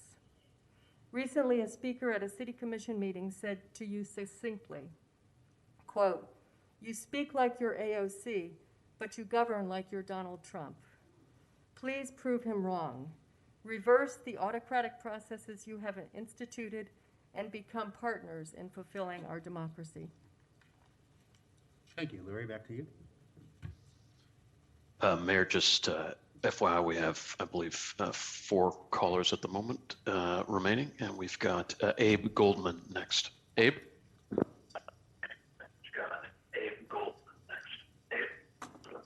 Okay, thank you very much. I'm going to try to mute. Can you hear me? Yes, we can. Hello? Oh, okay, good. I live in Palm Terrace, which is just north of the university, and I'm speaking partly as the newly installed president of the University Park Neighborhood Association. For those who don't know, University Park Neighborhood Association covers the area between 13th Street and 25th Street, east to west, and between University Avenue and 16th Avenue. So we're right on the front line of University, and we have lots of increasing numbers of student development, but also we have a large number of single houses that are significantly occupied as rental units. Currently throughout our area, well over 50% of the houses and parcels are rental parcels. And when you look at the area from 8th Avenue to University, it's well over 60%. In fact, about close to 2/3 of the parcels are student occupied or rental, primarily student occupied. And the reason for this is quite clear. Gainesville has well over the University of Florida has over 56,000 students enrolled. Santa Fe College has another 22 or so thousand enrolled students. And this is what provides the incentive for developers to develop properties, not just here, but increasingly in the east side of Gainesville and in more far-flung areas throughout Gainesville. Now, your supposed objective in by right development and in trying to facilitate more development processes is to increase affordable housing. If you truly want to do this, you need to ask for whom the affordable housing is built and for whom it's going to be affordable. Right now, the significant increase in both rental properties and in the new construction of multi-unit developments is really for students, and it's not affordable for low-income residents. In fact, it's barely affordable for many students. So the concept and the intermediate objective that you've expressed of by right development to facilitate more development, to lower the cost of development, to essentially reduce neighbor input and public input, really is not going to do anything to increase affordable housing for lower and even lower middle income residents. Thank you very much. Thanks for calling in. Is there anybody left in chamber that would like to make any comments?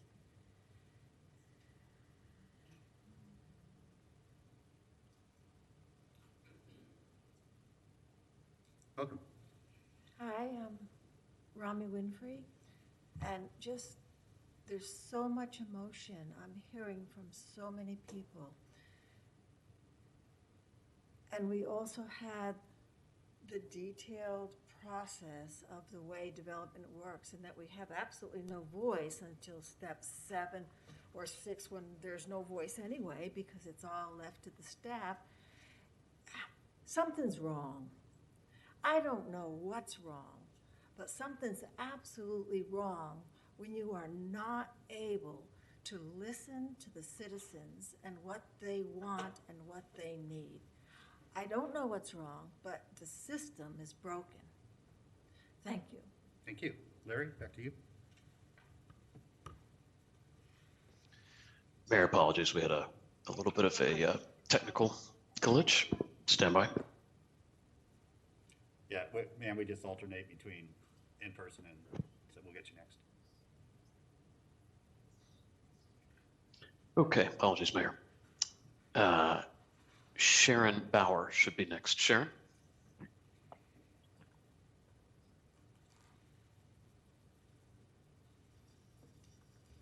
Mute off. Let's try that again. Sharon, if you're there. Yes. Go ahead, you're on the air. Oh, thank you. I just want to take it after it said so. Thank God for Gail and Judson. So we need input. Thank you. Bye. Okay, thank you. Next speaker in chambers. Welcome. Hello, my name is Terry Cohens. I was born and raised on the east side of Gainesville. I've lived there all my life. I've watched the changes come across Waldo Road. I am upset that we in our black neighborhoods are having to defend affordable housing that we cannot afford. We have people that live on the east side of town who do not have the educations, the job skills to afford these new homes that y'all are trying to build on the east side of homes. Y'all are taking things from us without our input. And you sit there and you refuse to give the black folks in these communities the voice to be heard to say, we want our neighborhoods rebuilt, but not at the cost that y'all are taking away from us. I say I support Gail and I support Desmond, and stop this here. Thank you. Larry, back to you. Mayor Masuma Kali is on the line. Masuma? Yes, the chart you showed about different cities and the development pattern, it shows a perfect way to give the public voice a part in the process. Every city describes, some cities describe the specific characteristics of those kinds of developments that their citizens do not want to see proliferating out of control, rather than just saying variant or no variant.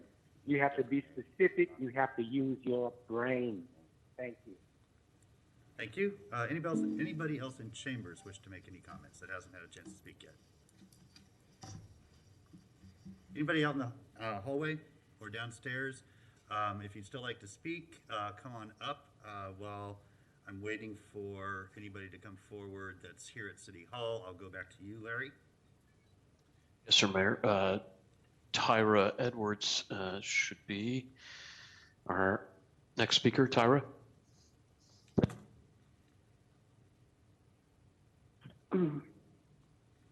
Hello, can you hear me? Yes, we can hear you. Hello, can you hear me? Okay. Hello, everyone tonight. I'm Tyra Edwards. You know, people know me as Ty Loud. I just want to say that I'm 100% support Commissioner Bill Johnson and Commissioner Desmond Walker. I've been a community activist in this community for a long time. And I must say, for the past, I say about 8 years or 16 years, we have been throwing affordable housing on the table. Everyone who has ran for office, even if it's for District 1 or not, you know, we're going to do something about affordable housing. We're going to do something about affordable housing, and nothing has been done at all. It keeps being thrown on the table, and it just keeps being thrown to the side. I am an East Side Gainesville resident, You know, since I've been over there, it has just been, it's just horrible. And the problem that I have is that everybody who runs for office, whether in that district or not, seems to use East Side as the poster child to win elections all the time. Oh, if they're not in that district, then they're going to help that district, or they want to join that commissioner, or they want to join that, you know, the county, and we're going to help make something work for them, and nothing has been done. There are people who are in terrible economic conditions on the east side of town. You know, we have no economic development. Our education system for our children is messed up.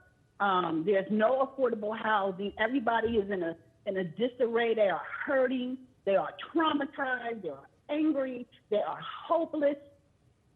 And I think it's time for you to put the pen on the paper and do what is needed and what you should be done and what was promised. Because during election time, nobody has a problem with us, you know, voting for them. So give us what we put you in the seats for. Voting is personal. So when I vote, I feel that you should give me something back. And we have not gotten affordable housing back at all. I am a property manager. I watch people come on my property every day and beg and cry and plead for a place to stay from all types of economic classes. It is unfair. It is a disappointment, and people are sick of it. It is not right. There are many things that you can do. So I think it's time for you just to do it and make it right. Thank you. Thank you. Is there anybody out in the hallway waiting to speak? If so, you may come on in.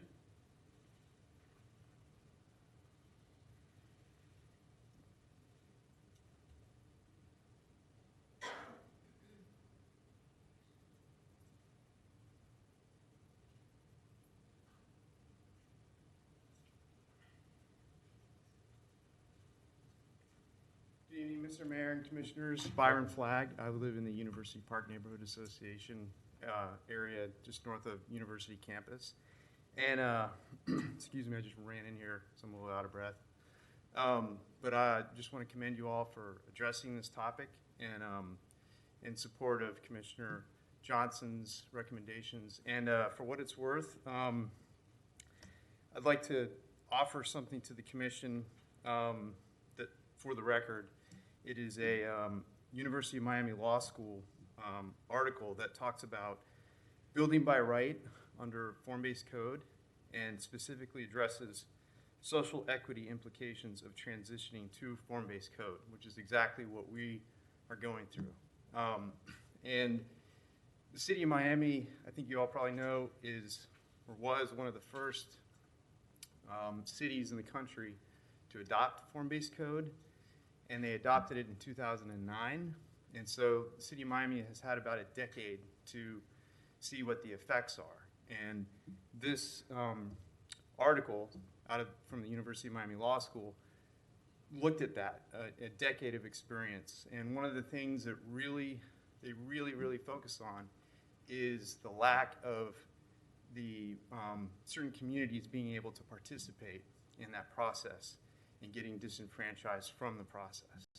And so I will leave this with the clerk. I know you all have tons to read, but this is something that's very interesting and helpful. Thank you. Thank you. And just if you put it on the end of the day, it's here. I'll make sure the clerk gets it. Thank you, Mr. Flagg. Larry, back to you. Mayor, if you don't mind, I'll just entertain a caller straight on. The caller just rang in.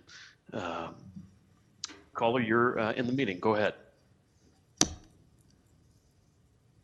Yes, this is Brittany Coleman. I just wanted to voice my support for public comment or public involvement in every part of the development process.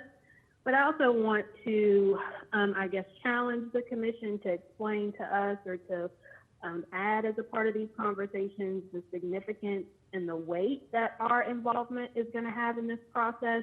I think a caller mentioned previously that, you know, to have public comment and it not be heard is really futile. So I just want to encourage the commission to also think about the weight that our voices are going to have in this process. Thank you. Thank you. Anybody else here in the chamber or out in the hall?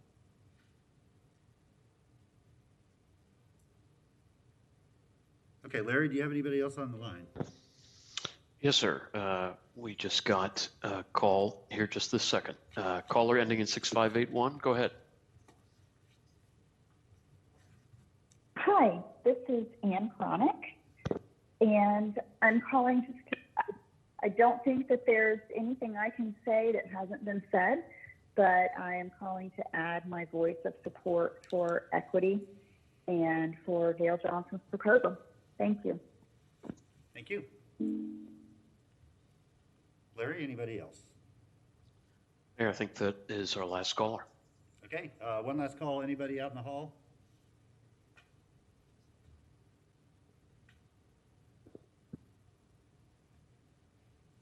Okay, we will close public comment on this item. Thank you everybody who shared their thoughts with this. Really appreciate you taking some time out of your evening to do so. We'll turn back to the commission for deliberation, discussion, and any potential action. Commissioner Johnson. Thank you, Mayor.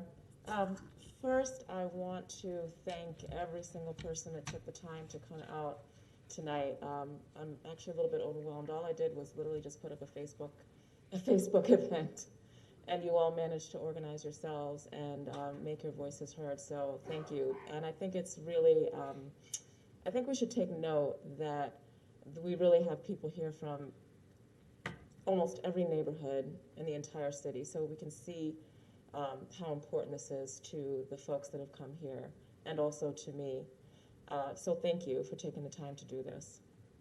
So I also think it's important that we frame this conversation because I'm not sure that it was done from the staff presentation, and there are two different kind of decision points that we're going to be making today. And one is speaking to a lot of what you all have talked about and what we have concerns about. Actually, both of them are, but in different ways. So the first one is changing the neighborhood notification process, right? And that would engender more engagement and input at the beginning of the process. The second, which I have proposed on this commission at least twice, that has been voted down twice, and both staff has recommended and our city plan board has recommended, which is reinstating the development review process for major development, so that that becomes a public and transparent process, which is what we're missing at all stages. And the reason why I asked, the staff earlier about the 2017 process and leading up to the 2017 decision was because, as I understand it, that process was very much led by and instigated by, led by and supported by the development community.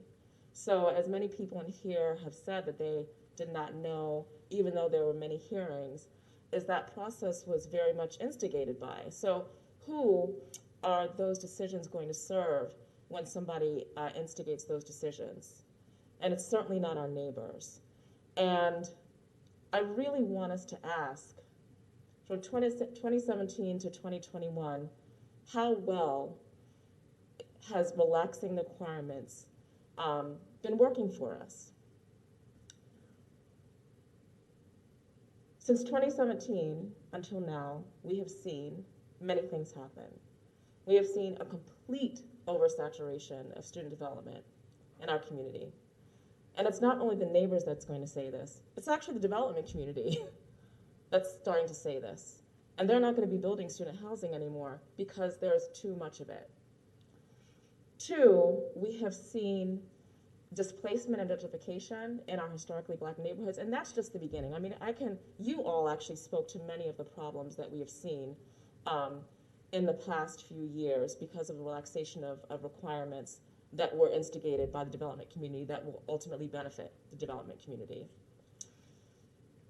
So my question is, how well has this been working for us? And I don't think it's been working very well. What we need to understand is that what has been built into, it's actually already built into the process. The systemic disadvantages for residents. If you're going up against the developer that has multiple resources, if you're even going up against the city, like with Seminary Lane, and the government, and don't have very many resources, guess who's going to lose each and every single time? It's the residents. So what I'm going to be proposing and ultimately making a motion for is that we vote to restore trust. We vote to restore transparency into this process. I'm going to say as a commissioner, and this is Commissioner Gail Johnson, like, this isn't even like resident Joe Blow on the street. I don't know what's happening in the city. I can take the extra time, as many of you can, to go on a website and to call, but many of these decisions are literally made within staff. And I know when it breaks ground. And then I called Andrew, and I'm like, well, what's happening? Can you take me for a ride around the city to talk about the development that's happening in this town? Why is it that somebody that is in elected office does not know? And if I don't know, that means y'all really don't know. So I appreciate all of you all supporting what I'm going to move. And that is that we accept the plan board and staff recommendation and subject intermediate and major projects as defined by the code to the development review board.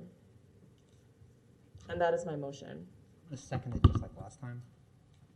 Okay, motion and a second on the floor to accept the plan board staff recommendation to send intermediate and major development through the DRC for approval. Next we'll, Madam Clerk, the motion was by Commissioner Johnson, second by Commissioner Ariola. And next we'll go to Commissioner Santos. Thank you, Mayor. And thank you all for being here. I asked for this item to come back a few years ago. I asked for focus on neighborhood notification and seeing how we can inform what's going on in our city. And I'm glad it's back here. One thing though, I mean, housing shouldn't be political. People should have a right to housing, but putting housing in front of a politically appointed board, we move toward taking away people's right to housing. Affordable housing groups and public policy groups pushing for more affordable housing overwhelmingly say that we shouldn't put new housing development in front of political boards.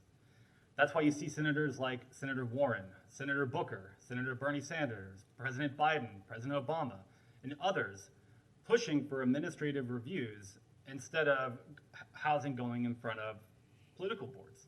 And you wonder why do you think these people who are national leaders who are working on this policy and have the best experts are pushing for this, to have it go before administrative reviews? And the reason is that going before a political board increases the cost dramatically to housing. And we should be passing policies that decrease the cost of housing, not increase it. I don't want to create a future Gainesville that only the rich can live in. And if we create an untenable amount of barriers, that's what will happen. I want to create a future where everyone can live in Gainesville, no matter their income. And we can do that by not putting up barriers to create housing. That's what we're talking about, putting up barriers to create a place where someone lives. And removing the barriers we currently have in our code that hurt it. Portions of the proposal in front of us are good, like the public participation plan and more workshops. I think those are good ideas. But other portions, like removing the administrative review, especially for the intermediate projects, which is only 10 units, that's having to go before that, it costs tens of thousands of dollars in that process of going through boards. And that's a significant cost for a place that's only 10 units and will increase the cost of housing. So kind of looking at and removing the administrative step, it would be a serious step backwards to making housing more affordable in Gainesville.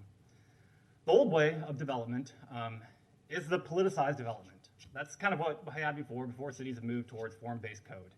It's broad, highly interpretive zoning. It goes before committees. Development, it goes where it's easiest. That's usually where urban sprawl, and it hurts the environment, or many times it goes where no one fights. That's working class and low-income neighborhoods, and that's what happens when you create all these barriers. They go to where people usually won't fight as much. Also what happens is you bring money into it. Developers hire lobbyists, and they pay off politicians. You look at what happens in cities at the municipal level and where the corruption happens, it's usually developments. That's because those developments have to come before the boards and they have to vote on it. That's where you start to see money play even a larger impact into it, because now politicians are making those actual choices instead of having it at an administrative level where you're taking money out of politics. Cities are moving away from this because of these issues. And that's why the Obama administration pushed for cities to make changes away from this to what we have now in Gainesville. Now, talking about what we have now with our land development code and form-based code, the main work needs to happen in the beginning. So it's very prescriptive. You get the comp plan, you pass a zoning that works for the neighborhood, and then everyone knows what can be built. It's not like, oh, that person had a lot more money and they were able to maneuver and get this, they could do that. You know it in the beginning. And if we want changes to what happens in neighborhoods, we should change that underlying zoning so it's very clear from the beginning what everyone can do. When you make these rules, it also makes it fair for everyone. It removes lobbyists because there's no need to lobby because you're not lobbying politicians anymore. And everyone plays on the same rules instead of having a bunch of exemptions. And you see what kind of developments that happen with exemptions. Butler Plaza, the Standard, are developments that happen with old styles. There is a more progressive way, and that's why the Obama administration put out the Housing Development Toolkit. The number one thing on President Obama's toolkit to making more affordable housing was establishing by right development, which means no board review, just going for administrative reviews. There's also other senators have pushed things forward. The Housing Opportunity, Mobility, and Equity, the HOME Act, which is sponsored by Senator Cory Booker and Representative James Clyburn, put $16 billion in federal transportation funds that will get pulled if cities don't show progress toward removing exclusionary rules from zoning in cities. One of those areas is if cities establishing by right development is a way for Gainesville to get more money for federally funded affordable housing. Another bill that has picked up quite a few sponsors, Elizabeth Warren, that's sponsored by Senator Bernie Sanders, American Housing and Economic Mobility Act. From that, reduce the cost of housing across America by creating incentives for local governments to eliminate unnecessary land use restrictions that drive up costs. The bill puts $10 million into a new competitive grant program that communities can use to build infrastructure, parks, roads, or schools. To be eligible, local governments must reform land use rules that restrict production of new affordable housing or implement measures to protect tenants from harassment and displacement. One of the very first things they point out in those rules that cities should do to get funding from the federal government for affordable housing is establishing by right development, which allows jurisdictions to administratively approve new developments that are consistent with their zoning code. This has been sponsored, like I said earlier, Senator Warren, Senator Markey, Senator Gillibrand, Senator Sanders, among many others. Someone earlier asked about what I want my legacy to be for Gainesville. I want my legacy to ensure that Gainesville is an affordable city for everyone, and not just a city for the rich, where I see us on a path going unless we make changes. We need to be careful when we make policies that could make development more inequitable, and I believe this goes in that direction. And it could increase the cost of housing, making our city less affordable. There are long-term impacts to our decisions. Also, we've seen the proposed laws by the Senator Booker and Senator Warren that most likely portions of those will be included in the infrastructure package that we passed. And they specifically address cities putting in housing developments not going before political boards and going forward to administrative boards, which means we won't get as much federal funding for affordable housing, which we won't be able to make as much affordable housing. So all we will have is just luxury housing. That's an issue to me. I think we should be very careful of that. That's why I believe we should send this policy to the Equity and Inclusion Office for review for the Equity Toolkit. We need to look at what are the inequities of this project. It could be, the Commissioner Johnson says, it's very equitable. I think there's portions of it that are inequitable, and I think that's why we have that office for review. I also think we should have staff analyze what the policy would mean to the cost of housing as well, because I think there will be a significant increase in the cost of housing. Thank you, Mayor. Thank you. Up next, we have Commissioner Duncan Walker. Thank you, Mr. Mayor. If you will allow, I want to kind of take my time with something because this is a very sensitive topic for me. There were many people in here this evening who took us back to the issue of Seminary Lane. And I'd like to read something that was composed by the people back in 2019. For years, the Seminary Lane Apartments, located on 6.25 acres in one of Gainesville's oldest historically Black neighborhoods, was home to citizens who needed an affordable housing solution to their economic woes. After years of neglect and disinvestment, the two-story townhouse-style apartment homes fell into disrepair, and in 2009 were torn down with the promise to tenants that more suitable affordable housing would be built for them at the Seminary Lane site. Instead of keeping this promise, the residents and their families were displaced, and for roughly 10 years, the property that these citizens once called home has remained vacant, and the promise to rebuild Seminary Lane has remained unfulfilled. A developer from Orlando made an offer to purchase the Seminary Lane property with plans to build a 5 to 6 story student housing complex consisting of over 350 units with 3 beds each.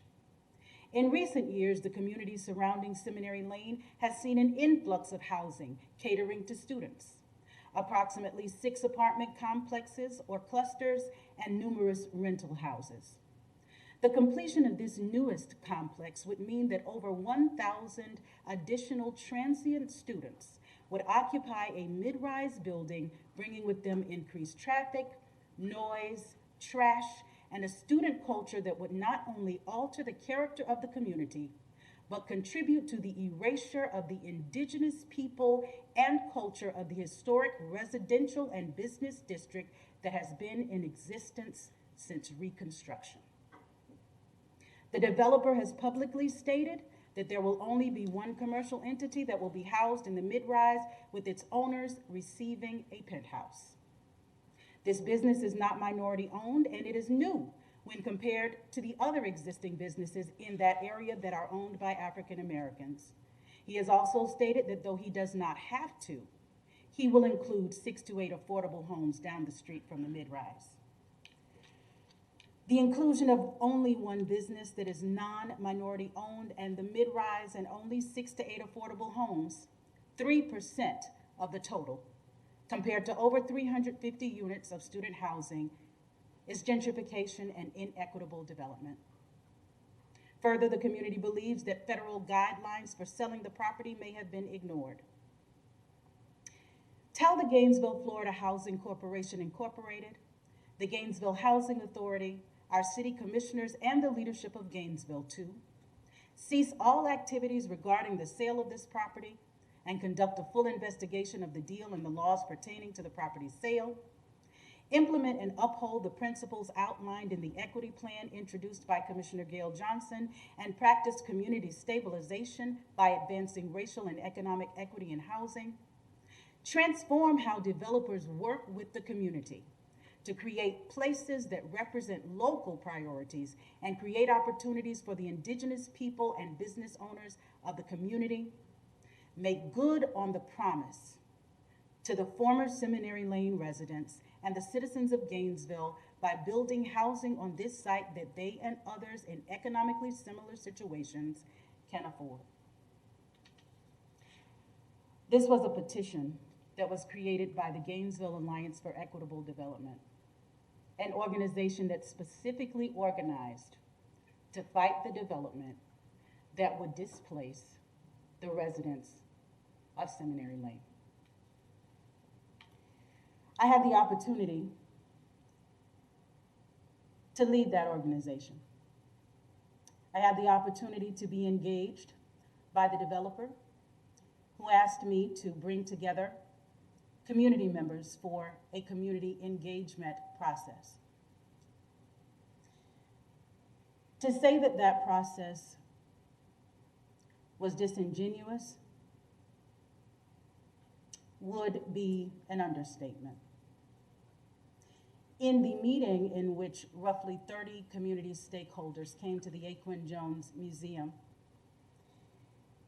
the developer made statements that led the community to believe that there was nothing that they could do to oppose the development, that it was a done deal, And at that time, that was not the case.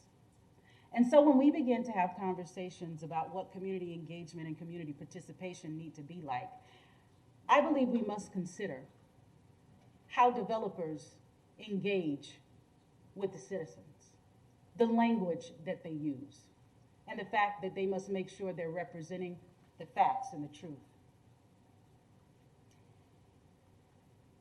When the developer found that the Gainesville Alliance for Equitable Development was going to present a report that outlined dozens of violations in their development plan per the comprehensive plan, they decided to forego a special use permit and circumvent a hearing where the community's input was going to illuminate their missteps. No one is more expert in their community than the community members themselves.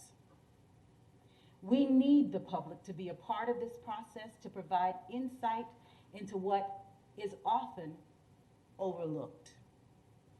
Had the Gainesville Alliance for Equitable Development not taken a look at the developer's plan, we probably never would have known about the things that had been overlooked. Someone in the audience said earlier tonight that there are brilliant citizens in this city, and I would agree. Some of those brilliant citizens came together to form the Gainesville Alliance for Equitable Development. That alliance wrote and submitted policy suggestions to this commission. They are experts. They are planners. They are developers. They are the indigenous residents of communities whose input is invaluable. Someone asked, what of costs? Well, I believe that developers should just simply factor it in. If this process becomes long and arduous, I think that's what we owe our citizens. I think the biggest question tonight is, who are we serving? We are civil servants. It is our job to serve the citizens of Gainesville. So let tonight be the turning point. Let tonight be the night that we make steps toward being what our tagline says we are. Citizen-centered and people-empowered. I want to take a few steps back to be very specific about a couple of things. The notice process needs to be accessible to everyone. At this point, there are some things that go out in paper, and there's a lot of things that happen electronically, and I hear from citizens over and over again that they're not receiving the notifications. And so maybe we need to look at not just paper and not just electronic notices, but community calendars and other ways that we can, in a very cost-effective way, make sure that our citizens have access to this information. And perhaps there are things that we need to simply budget for. If it's running ads in the newspaper, whatever it is, we need to make sure that the citizens have a fair opportunity to have their input, their voices heard, and to be notified of the potential changes that may be coming to their communities. Another situation and issue that arose during the Seminary Lane hearings was the issue of where meetings are held. The developer of Seminary Lane attempted to hold a major development meeting at the police department. Per the Sunshine Law,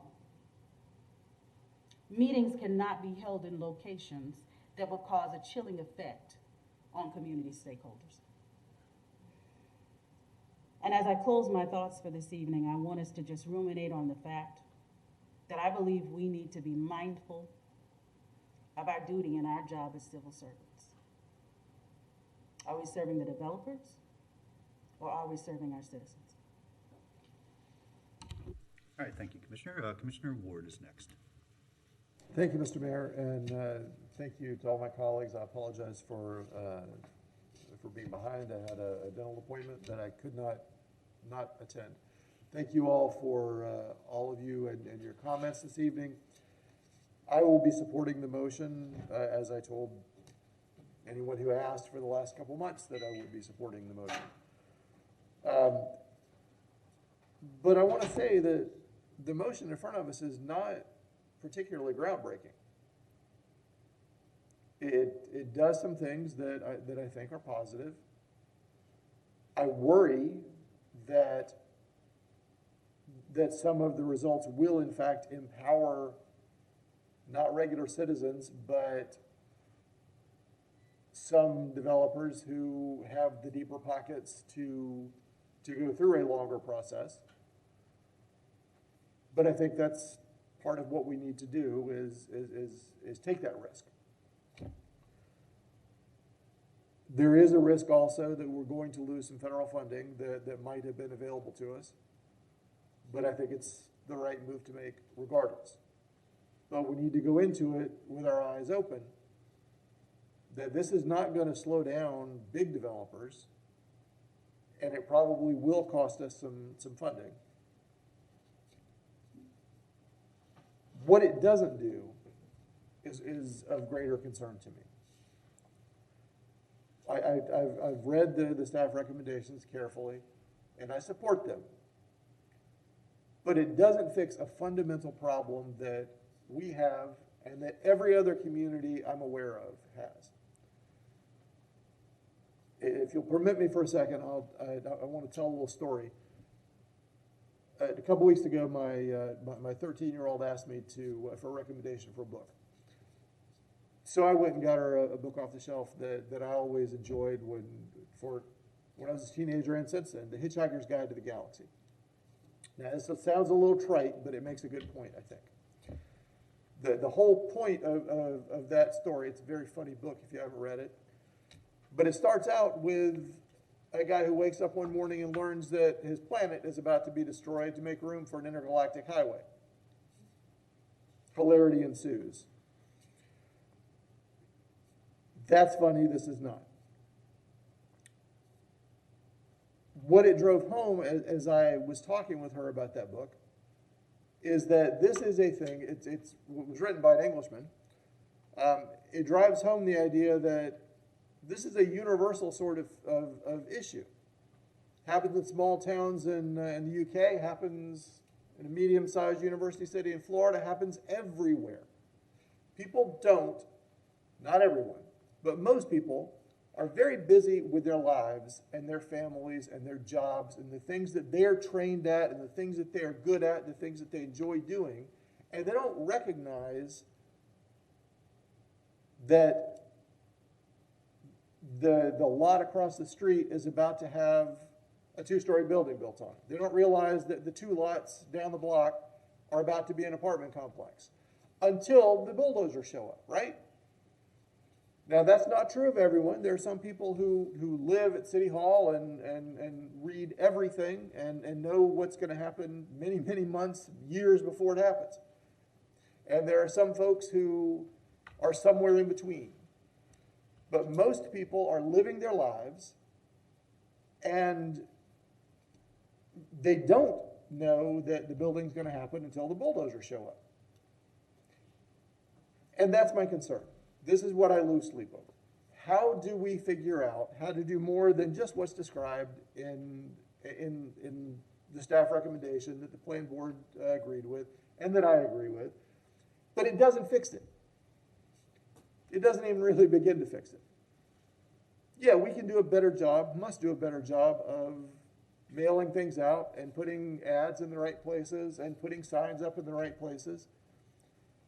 But it's a question of how do we really, honestly, truly engage with people and get their attention about how their street, their block, their neighborhood, their city is making decisions. And it's easy to get people to engage when there's a crisis. What we need is a way to engage with people far before the crisis begins. When there is opportunity, I will tell you this, there is no such thing as stasis. If there is an empty lot, and I know there's no such thing as an empty lot, I get that there are things happening all the time. If there is a lot in our city where has been nothing built for a while, somebody's got their eye on it. That could be a developer, or it can be the folks down the street who are looking for a way to band together and raise a little money and buy that lot. There are many, many ways that what look like vacant lots can be used. They can be used by developers to build something on. They can be used by the community to make something else happen. But what makes me lose sleep is how do we figure out how to engage with folks in the practice of self-government before the bulldozers show up? That's what I want to get to, and this doesn't do that. This is a step. But don't walk out of here tonight thinking, we did it, because this doesn't get it done. And this is not just a Gainesville problem. Again, I read about it in a book that was written 40-some years ago by a guy in a small town in the UK. If you flip across the channels on TV when you go home tonight, you'll find some program about it. It's a common thing. It's so common that it's cliche. But it's a real thing that actually affects people. So how do we break that cycle? If there's a town that's doing a great job of it, really doing a great job of it, I want to know about them because I'd like to copy what they do. But let's not walk out and think that we've done everything right and that we fixed the problem, because we haven't. Thank you all for being engaged tonight. Some of you were engaged way before there's a crisis. But we have to find a way to do that. And it is complicated. Please don't. I have for a long time tried to figure out how we can make land use and zoning not complicated. But it is complicated because there's lots of different ways to do it. Again, I support the motion. I think it's a good motion. I'm happy to support it. But it doesn't get the job done. So please try to help think of ways that we can better engage and get people who are just living their lives to think a little farther down the block. Because that's how we do this, I think. Nobody else has cracked the code. I hope we can. Thank you. Thank you. Up next, we have Commissioner Sacco. Thank you, Mr. Mayor. So I'm going to start with a pet peeve of mine, and that is the value of words. So I'll reiterate what I keep reiterating. Using words like citizen and resident have immigration implications that imply that people, like many of my close friends and my family, do not matter to the city. So I take great offense when the word citizen is used exclusively to refer to our neighbors that we represent. That said, I also take offense when we refer to the indigenous communities of the city of Gainesville, of which there are exactly 489 people. That I know of, almost no, if maybe, actually no. There are no indigenous communities in established neighborhoods in our city. That's a very big misstatement of fact. So when we talk about older and established neighborhoods, those exist. But I would like to correct that we have no indigenous neighborhoods and communities here. That said, I'm going to use this word. I am very annoyed every time that Seminary Lane is brought up as an example of the city failing to do something for affordable housing. The city never owned the land. The land had, I believe, a U6 zoning. So anything could be built there up to 60 units to, I think, about 150 beds, up to 6 stories, or 5 stories. So that would have happened regardless of what we said up here, regardless of what the plan board said, regardless of what any board said. The owner of that land had a right to sell it to someone who could build what they wanted within those restrictions. That is a fact. That had nothing to do with the people up here. And if that upsets people, I'm sorry that you're upset by facts. Feel free to vote me out in 4 years if you want to. But that is a fact, and it's not going to change. So when we say that the city is taking away things and taking away property from people, we're not. There is, unless we have to buy it, but we haven't to my knowledge, people who own land privately are free to sell and use it for their purposes. That's one of the beautiful things about this country.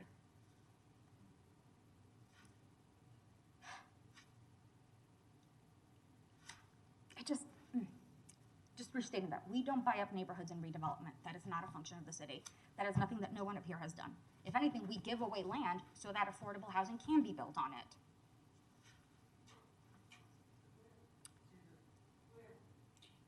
If we could just maintain order, we'll let the So- commissioner finish. If Mr. Person is still available, I'd like to ask a question. Yeah. What is the current neighborhood workshop requirement for intermediate and major development? Mr. Mayor, currently we have there is a requirement for a neighborhood workshop for both intermediate and major development plans, even those that, that don't go to a board review today. Generally speaking, the neighborhood workshop process happens before an application is submitted to the city. There's various notice requirements that are called out in the code that are provided both to property owners as well as registered neighborhood groups. The developer holds an informal neighborhood workshop with interested parties, and then all of those materials basically get submitted to the city as part of the application if and when that moves forward to submitting development review application to the city. And I think, as you see in some of the other backup with the changes, staff has proposed a number of revisions to that process to I think provide some enhancements to it. And Mr. Person, before you leave, thank you for that. And just to clarify, intermediate housing starts at anything 11 units to 99 units, correct? That's correct. 11 to 99 units is intermediate. It also is, not to add additional sort of complication to the discussion, but there is thresholds. That's one of the thresholds that we have in the land development code, which identifies intermediate development. So there are thresholds that relate to like non-residential development too, and those are usually tied to like building area, and that's usually set at basically anything greater than 10,000 square feet falls into an intermediate level review. So if the commission moved forward with this change, it would also get non-residential development as well. Okay, so just to kind of put it in context, 12 units would be 6 duplexes that fit on half an acre. So if someone wanted to develop half an acre, they'd have to go through these extra steps, because they'd be developing more than 11 units, or 11 or higher. Right. Anything 11 units or greater would go to board review. And then it would require notice and all of those other things that go along with board review. And if this motion passes, it would also have to go to the development review board. Right. Okay. Mm-hmm. And how much time and or cost does that add to the process? Well, I would say, I guess, it would definitely add time because, the development review board meets monthly, and then, all the sort of trappings of a board would come along with any development plan that would then be heard by that board. If I could use this opportunity, I would say that sort of whichever direction the commission goes, with respect to like intermediate or major development, if the commission does vote to send those to the development review board, I'd be remiss to say that there will be a staff impact. But right now, I could tell you, with the amount of development that's occurring in the city, from a staff perspective, we are just treading water with administrative review. If you then sort of shunted a large portion of that development to a board, that will have a major staff impact and just workload. We have to generate staff reports and presentations and administer a board. That's not to say that that's a fine decision if the commission wants to go there. I just would hope that the commission would keep that sort of in mind when thinking about sort of resource allocation when it comes to staffing. So. Sorry, I just had to use that opportunity. Thank you, Mr. Parsons. I do appreciate the the acknowledgement of staff and funding that would go into this choice as well, because I think we've stated in the past that we do like knowing those before we vote on policy changes. So here's where I sit. I would be comfortable changing requiring that major developments, that's over 100 units, that's over 50,000 square feet, which I think, to put in context, is a Publix, I was told. It's anywhere from 30 to 50,000 feet. Things of that size, you're right, it should go before the community because it has a large impact on the traffic, on the view, on the height, fine. I draw the line at intermediate because if someone wanted to build semi-affordable housing in the form of, a couple of duplexes and triplexes, they have this extra step, they have this extra expense. And if you're building something that small, it's because you're trying to keep within a cost. You're trying to target a certain audience. You're not building a mid-rise for a lot of people to recoup all those costs. You're building something that is meant to be affordable, that is meant to be faster produced, that is meant to infill the gaps in our housing market. I'm not going to throw another step in front of those people who try to do this in the city. And so, as it stands right now, I won't be able to support the motion because I think it's too onerous. I think the intermediate step level is more than we should do at this point. It is, in my opinion, ridiculous to have to go all these extra steps because you built 11 units. And those are my comments, Mr. Mayor. Thank you. Okay, thank you. I'm going to jump in here before we go back around the horn a second time. Want to start out by, first of all, Commissioner Johnson, I want to thank you for how you started your comments.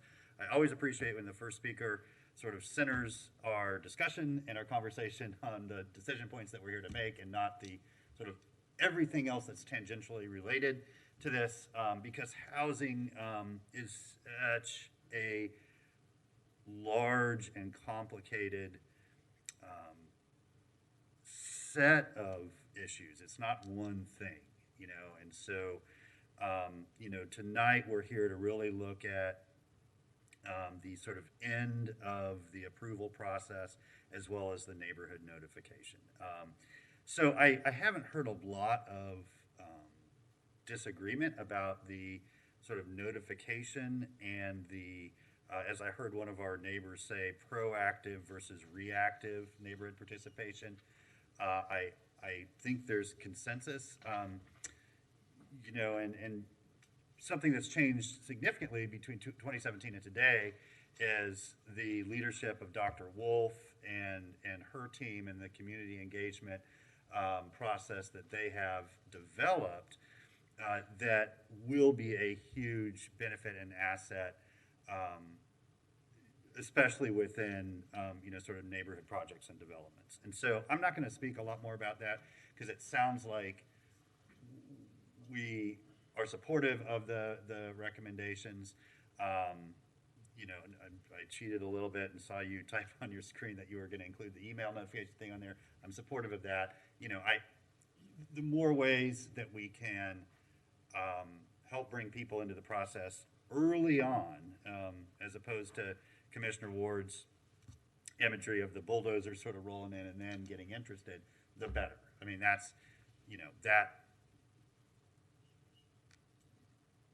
I think that will give a lot more opportunity to be more inclusive in the decision-making process. So for the notification process, I believe, and I believe through all of your words and your actions, that we share the same core values when it comes to development and housing. I believe that. I believe that we want more affordable housing, more mixed income housing, especially in high opportunity areas. We want to make sure that we have healthy, vibrant neighborhoods. I've served with people that don't believe that, and I know what that language sounds like, and it's not coming from anybody either at this dais or as I've followed your communications with people in the public. However, we, like many people that are working in this space, do tend to have disagreements on how we get there. And so that's not unique to us. And so, you know, I'm torn between, you know, the motion as it stands and what I believe to be in the best interests of how our town, how our city ultimately develops. So let me give you a quick anecdote. I was speaking with two women about 2 weeks ago. They own a small little development company. They mainly take dilapidated housing that's unoccupied and refurbish it into, you know, nice livable housing. Their goal is affordable housing. They don't do high-end stuff. And they also take some empty properties and build new construction. Also, small, affordable, one-family and two-family homes. One project they did about a year ago, it took them 1 year, and at the end of the year, between the two of them, they made $4,000. You can't support yourself, let alone they both have children, and you know, on $4,000. And a lot of that, I mean, they were just being very earnest with me. It was the processes, the regulatory hurdles, and the fees and permits, which again is not our topic of discussion today, but needs to be at some point in the future, that made it next to impossible. And so you know, they said, if you want people like us to be successful in the city, as opposed to the massive developer that develops all over the country and can afford, because of economies of scale, to do these things, you're going to pretty quickly squeeze out that sort of local redevelopment, new development from people that live here and send their kids to school here and understand what our community is all about.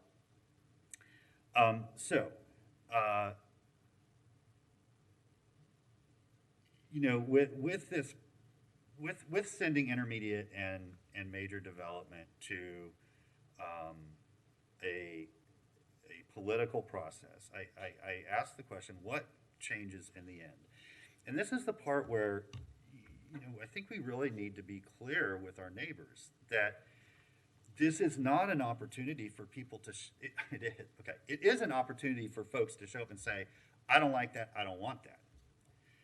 But it will not and cannot influence the decision of that board. It's a quasi-judicial board. All they can do is say, what does the code say? And does this project meet the conditions of the code? It's a binary decision.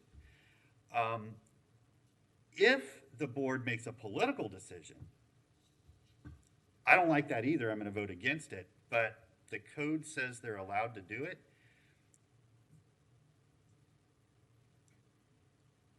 100% of the time, that developer who has the deep pockets is going to litigate.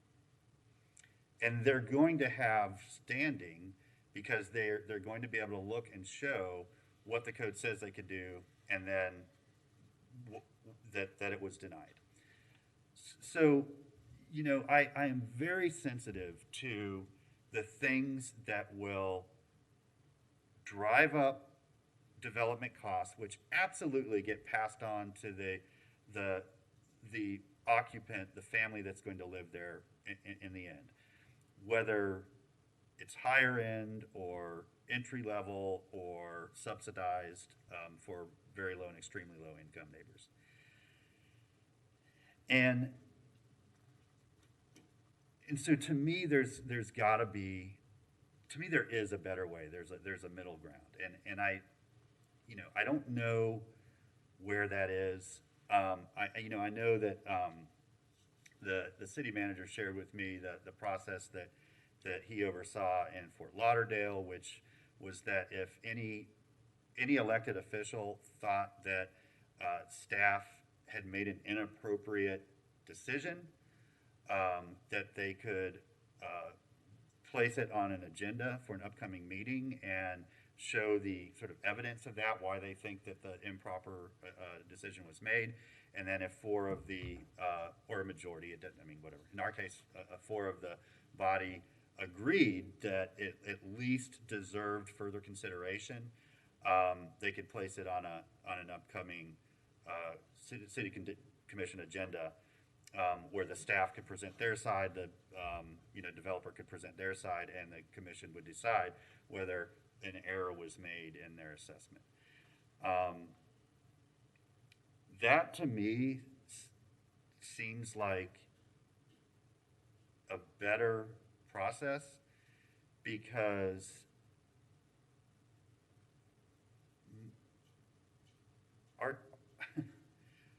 our staff are both professional and they're our neighbors.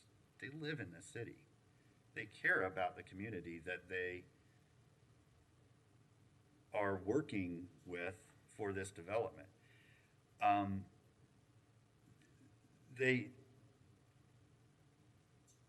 Most of the time, I think if any of us looked at their decisions, get it right. Now, we might get it wrong. We might have a land use or zoning that isn't right. That's on us. That's not on staff. But in those rare circumstances where we think they get it wrong, there would be a pretty simple appeals process where you could make your case and potentially get it for consideration before the commission. But again, I go back to what Commissioner Ward said. The value in being more inclusive with how development works at all scales happens on the front end, and getting better at that will help tremendously. So I'm looking forward to seeing what the rest of you have to say. What you want to add to your comments, and I know we haven't heard from Commissioner Ariola yet. But again, this is a small piece of what we need to work on. It all starts with the comp plan. This is my plug for folks that really care about this stuff. Be involved in our comprehensive plan update. It's a revolutionary approach, and getting that right will have a much greater impact on outcomes than something that happens at the very end of the process. So with that, I will go back to Commissioner Johnson. Thank you, Mayor. After taking into consideration some of your comments, and especially Commissioner Ward, that we're not getting at the heart of the problem. So I purposefully left out the piece about the neighborhood workshop amendments, because I understood that this was going to be a more contentious conversation.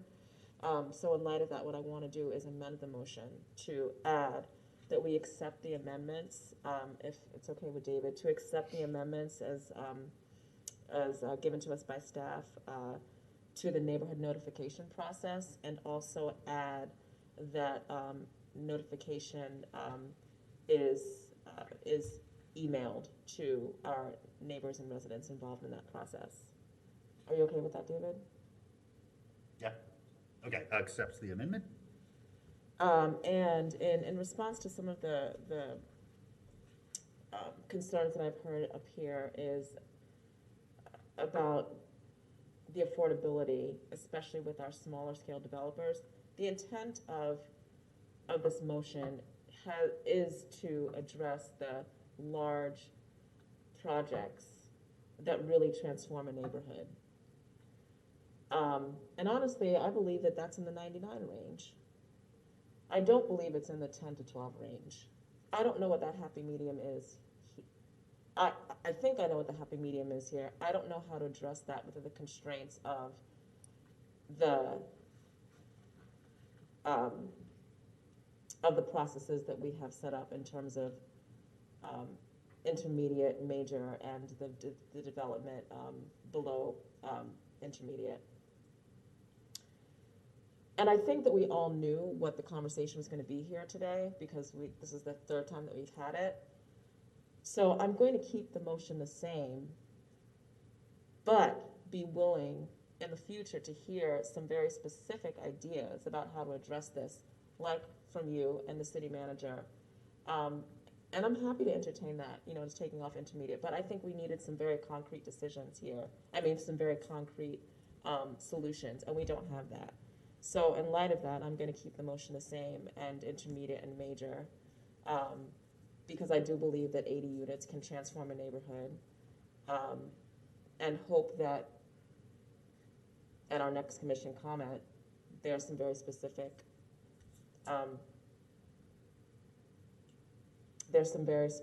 solutions that have been brought to the table either by staff, the city manager, or other people on this commission. Thank you. All right, thank you. Commissioner Hayes-Santos. Thank you, Mayor. And thank you, Commissioner Johnson, for your openness on the intermediate development. That's where my biggest concern is. And those costs are hard to get bared when the number of units are smaller. I do want to state that the plan board did not support reviews on the intermediate developments. And I don't know if staff even had an opinion or not, but the plan board did not support intermediate reviews. I mean, I think going forward, major reviews would be a good place to go, but thank you, Mayor. Thank you. Commissioner Ariola. Thank you, Mr. Mayor. I'll try to be concise with my comments. It's been a long night, and I want everyone to be able to get home for dinner. I have always been in support of going towards more public participation. I think that the pace of development in Gainesville right now is at such a level that slowing it down with a little bit of an added process will probably be a good thing in the long run. Because what we don't want is we don't want people to lose their love for this city. And I think that at the same time, the change that is happening in this city is happening everywhere. I probably get, over the course of my 4 years serving in elected office, I have gotten calls from everywhere in my district and everywhere outside my district about developments, and the value of the land in this city has been steadily going up every year, and it hit a critical mass. I think this past year had a lot of people thinking about moving, and so every neighborhood I know, people are coming in and trying to buy these lots of land, and the prices are getting outrageous. If it used to be $500,000 lot, now it's $1 million. If it used to be a $250,000 lot, now it's a $300,000 lot. It's getting out of hand, but at the same time, because it's happening on literally thousands upon thousands upon thousands of plots of land, you would have to be a genius to keep track of every single development that is happening in the city. And we've got some smart people here, as we've heard in this city, but I would hesitate to use any words like genius. So let's get down to the decision today. I like the discussion that I'm hearing about what is the happy medium between intermediate and high density, because I know of nonprofit organizations that are trying to build affordable housing in this city where it's going to be in between that 10 and 99. Nowhere near the 99, but also not just 10 or less. And I wonder if those considerations, because most nonprofits aren't dealing with a lot of money and they're usually dealing with state grants, I would feel bad if my decision today risked those projects. I would feel bad about that. Because I don't think we're trying to deal with that type of development. We're trying to deal with, I think, the type of development that changes neighborhoods because of the size and the scope and the nature, like many have. So I want the public participation process because I do think that the neighborhoods, and I've spoken with quite a few over Zoom over the last few weeks, adding on to years of just being in the neighborhoods. And there is an appetite to have this type of engagement early, often, and sustained. People are busy, people are doing their own lives, they're not tracking every 1,000th and 10,000th development, but they are interested in what's going on where they live. And that's where I think we can do a better job. And so I think that that's where we can get to. This motion, in my view, solidifies the fact that we're going to move in that direction to have participation and reviews at the end. But as has been said by many commissioners, the real problems are going to need additional policy changes and additional issues, because this is just one aspect of that. So I guess we're having a splitting instead of a clumping meeting today, because we had a lot of discussions about all of those topics, but of course, as you said, Mr. Mayor, let's keep the decision point to what we're focusing on here today. So I will just close my comments by thanking everyone, not just who came here today. I did have the pleasure of being there at Shady Grove Baptist Church, Primitive Baptist Church, yesterday, and I learned a lot from hearing people's concerns about development in their neighborhood, hearing concerns about their environment, their inability to access GRU, things that I thought, would be easy to deal with, but evidently are not. So we have a long way to go in this city to make some of these things right, but it's an old saying. If your problems are that we have a lot of development and growth and jobs and things coming into the city, I'd rather have that problem than the opposite, which is none. So we'll deal with it, and we'll get through it together. I know that sometimes we're on this dais, and sometimes the room gets warm, so we have these stoic faces, but we're people too, we're neighbors too. I'm from Gainesville, born and raised. We care about this city, and so don't let the sort of flavor rhetoric of today's politics, which is, if you don't know what the other person thinks, then they're not on your side. Let's just not get into that. I think we've got a really good opportunity here with this commission and with these leaders to make some good progress. Let's vote. Not even close, my friend. Okay, thank you, Commissioner. Ms. Feldman, I see your hand there. We've got a lit board, and I know that one of the clarifications you need is for what specifically the motion intends for email notifications. So I'll ask Commissioner Johnson to think about that a little bit, and then when we get done with the lights and we move closer to a vote, we'll clarify that for staff. Okay, up next we have Commissioner Duncan Walker.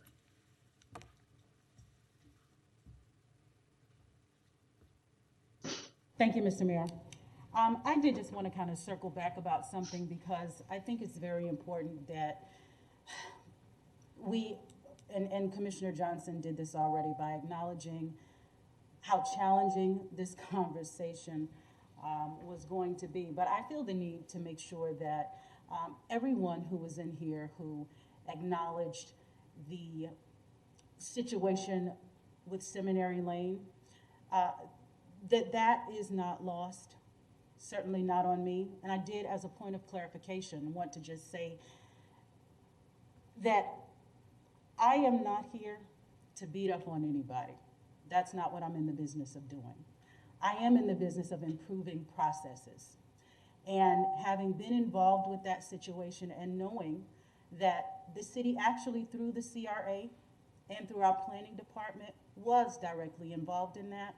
And I do want to say this, Andrew Persons was absolutely amazing in working with the community in that process. And I do know that I speak for a lot of people when I say that. However, the other truth is that there were a lot of opportunities that were missed. That is what I believe is the value of this conversation tonight.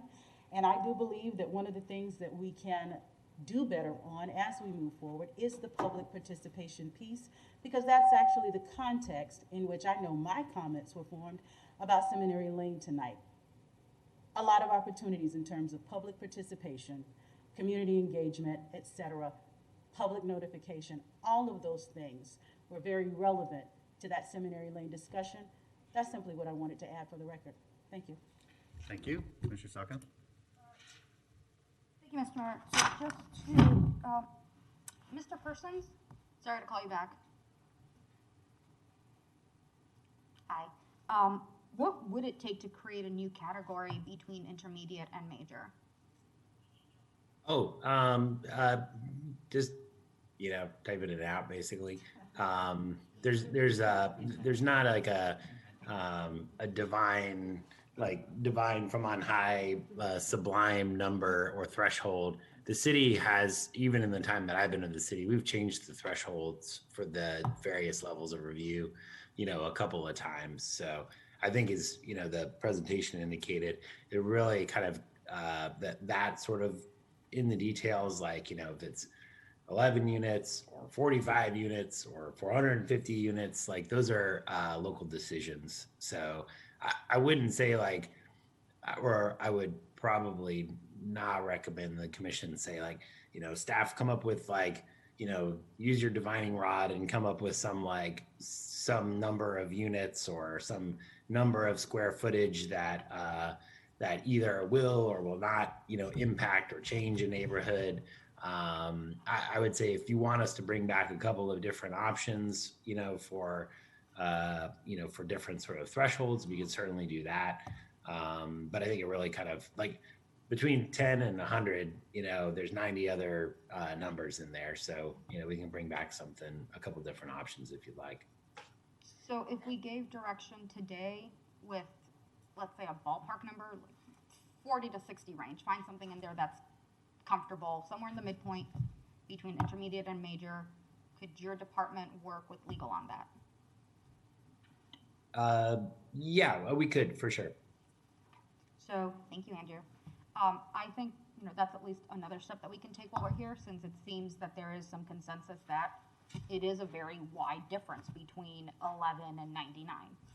An 11-unit development is not going to upend a neighborhood or disrupt it the way 99 units would. So I mean, after this, I'd be comfortable making a second motion to directing staff to find that midpoint and revise the code to reflect that midpoint. And then I would be comfortable including that midpoint in the development review board process. But I restate that I'm just not comfortable in the intermediate as it is. That said, Commissioner Ariola made a point about predatory purchasing, and you're right, it is a problem.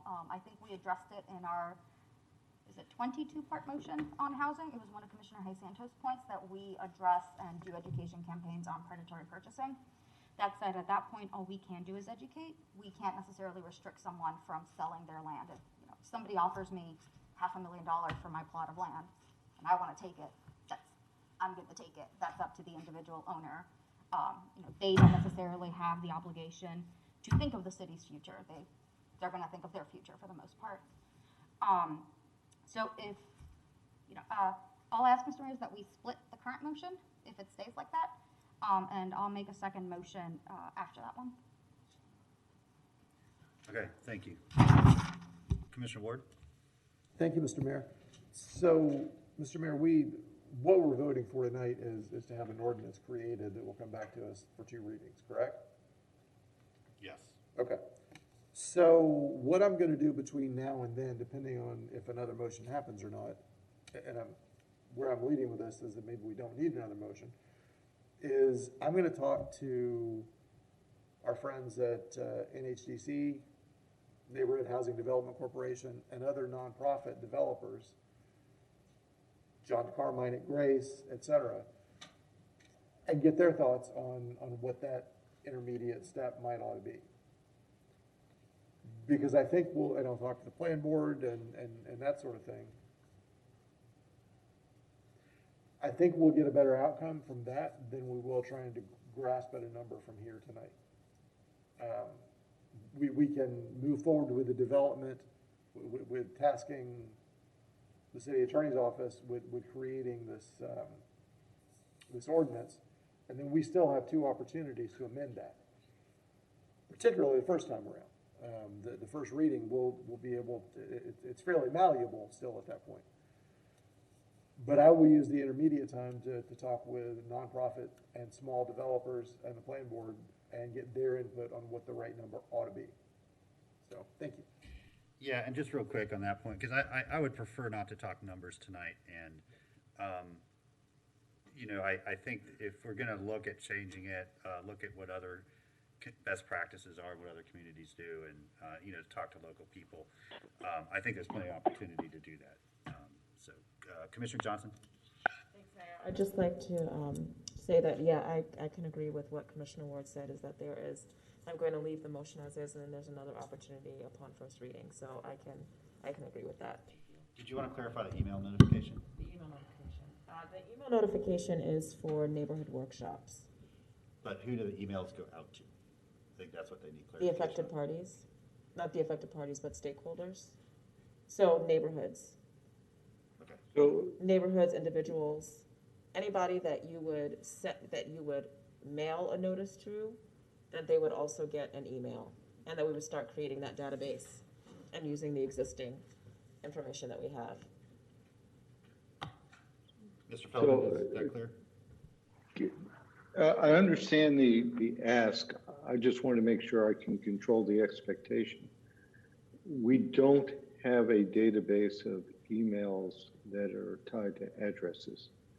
We have emails that people have signed up for newsletters, but we have no idea where they live, or it's not correlated in that. Doesn't mean that we can't start trying to gather that, but I just wanted to make sure the commission knew. We don't have a large database of emails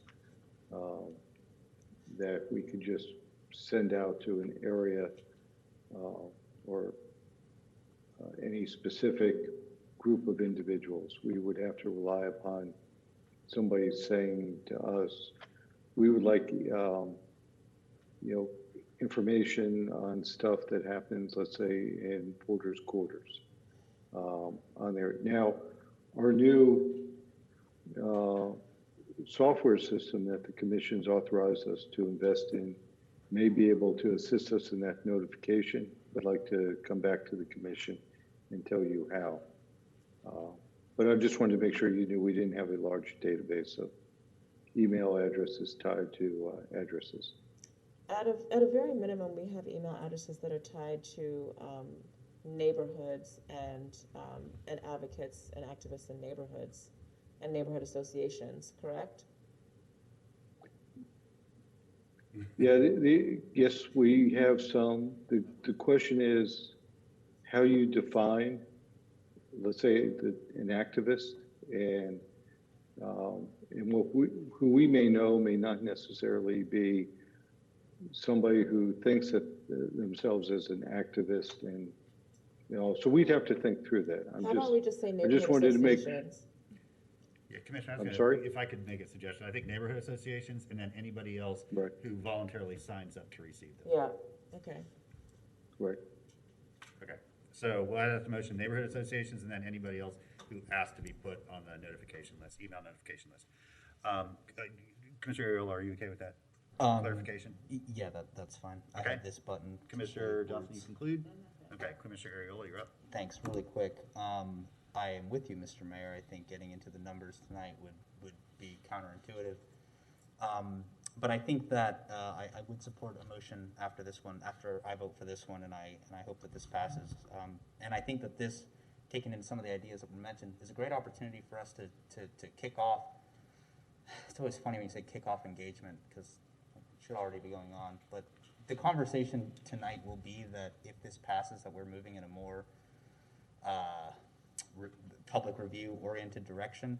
That could be a good opportunity to talk to more people, more stakeholders who would be in that sort of low, medium, intermediate range to see where we can find that happy medium in between now and when we would take up a vote for an ordinance. So that would be a great opportunity to do that. I don't know if there's a way to sort of offer assistance either in terms of getting through the process for affordable housing projects. I think we can probably set that up as I heard, we can sort of just make these definitions as long as they fit state statute. And then, did I hear correctly, the DRB meets once a month? They should probably meet more than that, if we're barely treading water. Yeah, that sounds to me counterproductive if you're only having 12 meetings a month. Or 12 meetings a year. That just doesn't add up for me. What did I want to say last? Yeah, let's vote. Commissioner Santos? Thank you, Mayor. And just on I think they're treading in staff because they don't have enough staff to do everything. By adding the DRB, it will take more staff to be able to have it go before the DRB, but that's why they're not going before the DRB. Just on the emails, two places that could have relatively correct emails for staff are our driver's licenses and also the emails connected to that are public record, and then also the supervisor of elections too. Thank you, Mayor. Commissioner Sacco? Thank you, Mr. Mayor. Just because I agree with you, maybe we shouldn't be making up the numbers up here without talking to folks. But one thing I would like staff to do is, at least explore those best practices and give us options like they do in zero waste, where they will research all of the potential options and recommend, 3 that kind of fit what we're asking for, or then at least in that ballpark. So I don't want necessarily the numbers put out today, but I do want staff to start working on that change, because if we ask for it in a month, it's going to take even longer to get to that new intermediate range. So all I'd be asking for is, the beginning of that research of best practices. Commissioner, instead of a separate motion, do you mind just adding staff to look at what some other communities do? You okay with that? Okay, so we're going to move to a vote. We're going to split this motion into 2. The first vote that we will be taking will be to adopt the new neighborhood notification process, including notifying by email to neighborhood associations and anyone else who signs up to be notified via email, and ask staff to look at what's the threshold some other communities have and be prepared to have a discussion about in the future. Everybody understand what they're voting on with this portion of the motion? Pretty good? Okay, Madam Clerk, do you just let me know if you are clear on the first vote? Yes, Mr. Mayor. Okay, thank you. All in favor of the motion say aye. Aye. All opposed? Motion passes unanimously. The second vote will be to ask staff to bring back an ordinance that will ask that all development review come back, all intermediate and major development review will come back to the Development Review Board for final approval. All in favor of that part of the motion signify by saying aye. Aye. All opposed? No. No. Okay, that motion passes 4-3 with Poe, Santos, and Sacco in dissent. I'll just say very quickly, I'm very open to reconsidering that once we get that intermediate better defined. Commissioner Santos? Thank you, Mayor. I'd like to put a motion on the floor to have staff look at some more stuff. And I'd like the first part of the motion to have the policy that was passed tonight reviewed by the Equity Inclusion Office as part of the Equity Toolkit. The second portion would be policy staff to our planning staff to analyze what would be the past policy would impact housing costs. Third, what are the new costs to the city with the passing of this policy? And fourth, what is the extra length of time that in the process will take to get housing created? Okay, is there a second? Second. A motion and a second. We will open it up for public comment. We can move to consider. I move to consider. We cannot put a motion on the floor that has this kind of consequence and not take public comment on it. No way. Okay, we'll go to the commission first. I'm sorry. Commissioner Ariola. Sorry, Mr. Mayor. It was my impression this was a staff research directive, but I will cede to the chair. Commissioner Johnson. Yeah, if you could just split out the first part of the motion from everything else, please. Okay. Okay, members of the public that wish to comment on the motion, we'll start with anybody in chambers. Can you repeat the motion, please, Commissioner Santos? Thank you, Mayor. Is to have the policy passed tonight reviewed by the Equity Inclusion Office as part of the Equity Toolkit. The second portion is to have planning staff analyze what the proposed policy will impact housing costs. Third, what are the new costs the city will have to incur because of this change? And fourth, what will be the extra length of time it will take to create housing with this added process? Okay. Anybody that wishes to comment on the motion? Again, we're going to alternate between people in chamber and virtually. Welcome back. First of all, the people who have been living here have long roots here. They have a community. The reason everybody's so comfortable is because they're moving into an old-fashioned style community, which we don't have anymore. You leave your country, you leave your state, it's all gone. You did it for a reason because it wasn't working. Here we're coming into like the old, the Wall Street that they talk about that was run so smoothly that everybody got along and they were just doing profitable business. If we just took our time and learned, okay, instead of being so money hungry that, you know, that it's not going to get us anywhere. The people aren't happy. The people aren't happy. The place looks like trash. There's trash all over the streets. Nothing's being taken care of. These people are just building and building and building. It's not safe to walk. There's no trees being replanted. It's just, so we're not learning, we're just taking over. We have moved in on a gorgeous tree sanctuary and gutted it, okay? It's not right that we're telling these people who've done it right, or else we wouldn't have wanted to move here. These people have done it right, and we're not letting them teach us. We're telling them how we've done it wrong, that we're going to continue doing it wrong because every other state is doing it wrong. Okay? I come from Miami. It's all walled. I live in Butler Plaza. It's all walled. We have no emergency exit. I mean, it's just a catastrophe.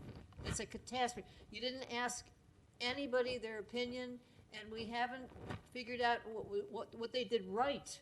What did they do right that we can copy? Are we so greedy that we want it now? You know, so this is, you know, it takes a long time to grow roots, and roots for over 200 years. I work at the East Seminary Academy, which is where the kids went to school 150 years ago. It's still there. I worked there. There's a clinic there. It's still there. The Seminary Academy, where people grow up with real beliefs of family and health and culture and working together.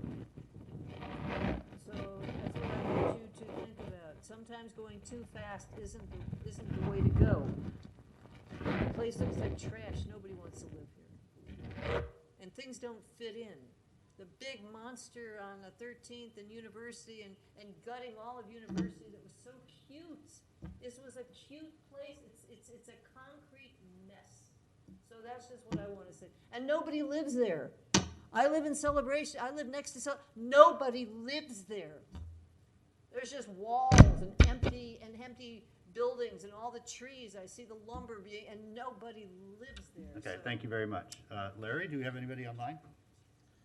Mr. Mayor, Adam subbing in for Larry. He had to run, but we do have one caller, Mr. Armando Grundy Gomez. Mr. Gomez, you have the floor.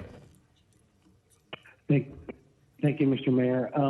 I guess my concern is something that Commissioner Duncan Walker brought up to the maker that just made his motion.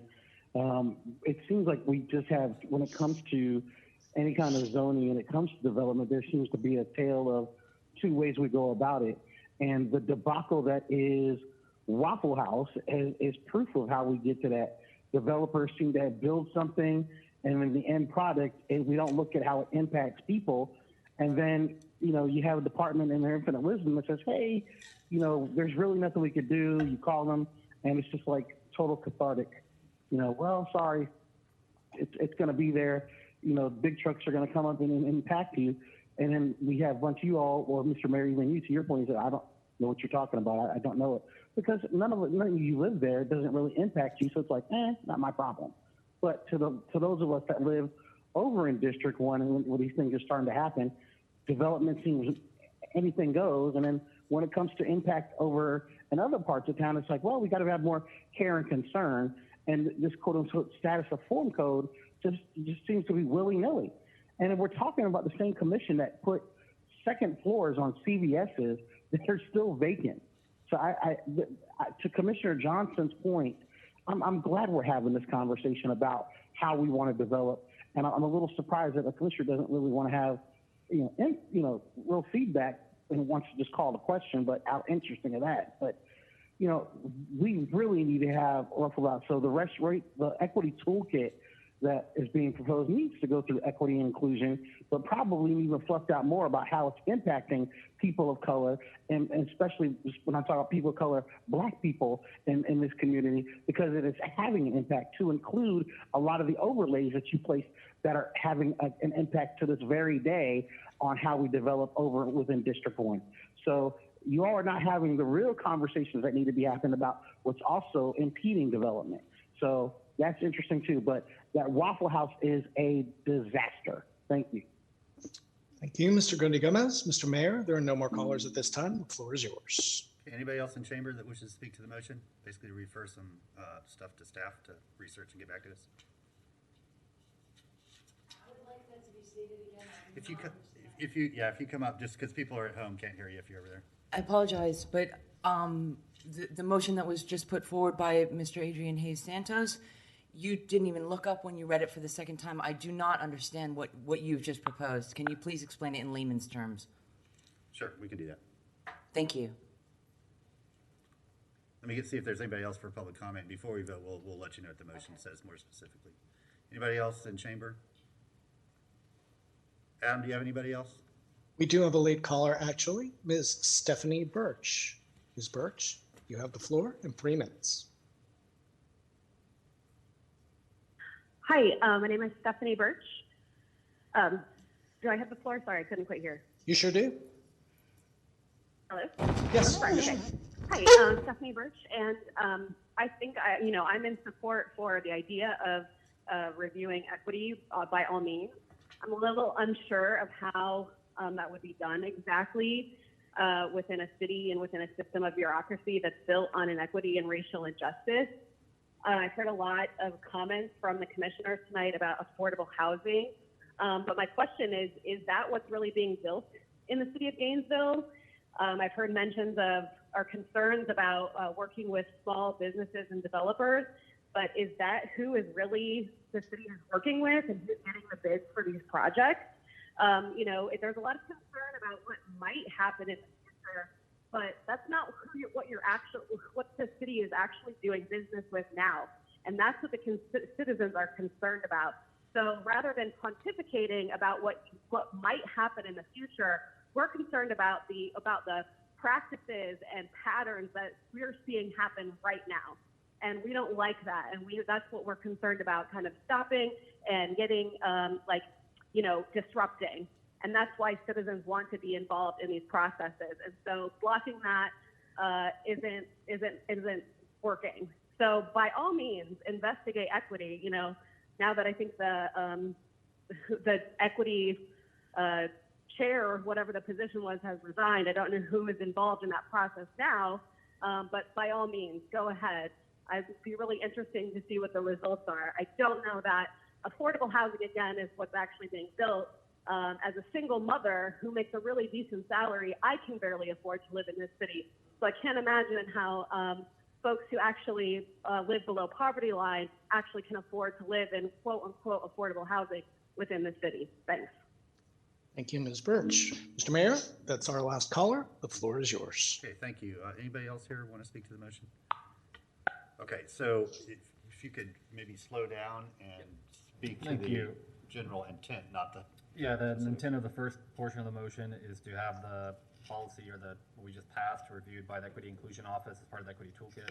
The second portion... Hold on. So we have an equity toolkit that was developed by our Office of Equity and Inclusion, and any decision, but sort of larger decisions the commission makes, whether it's about utilities or parks or sidewalks, we can ask them to look at how that either advances racial equity and economic equity or deters from that.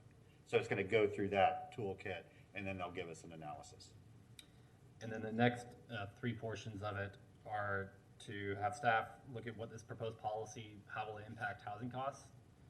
The next portion is what will be the cost to the city, what new costs we have to incur. And then the last portion is what will be the increased length of time that it will take for housing to get through. Thank you, Mayor. Thank you. Commissioner Johnson. Thanks, Mayor. So this motion is going to be split out. It sounds like the first part is going to be split out, which I can support as long as there is no influence from this commission, from any of these of the commissioners up here, and that they're allowed to do their job free of influence. It sounds like the second and third and fourth part will be split out, so that I will not be able to support. But as long as the Office of Equity and Inclusion can do their jobs without influence from the city commissioners, I'm down. Thanks. Yeah, and I would say that's true for any of our charter officers or staff members. Okay, so first part of the motion, to ask this to be analyzed through the equity toolkit. All in favor say aye. Aye. All opposed? Motion passes unanimously. Second part, to refer to staff the three other items. All in favor say aye. Aye. All opposed? No. That motion passes 6-1 with Johnson and dissent. Okay, thank you, commissioners. Thank you, neighbors, for participating. We are now on to general public comment. This is for anybody that wishes to make any comments to something that was not on our agenda tonight. Let's start with Adam. Adam, do you have anybody for general public comment? Now, Mr. Mayor, there's nobody on the line at this time. Okay, anybody in chamber? Okay, we will go now to member comment. Any member comment? Andrew, I'm going to go on the hunt for that magical zoning amulet during the next 3 weeks. I'll see you. Okay, any other member comment? All right, we will see you all tomorrow night. This meeting is adjourned.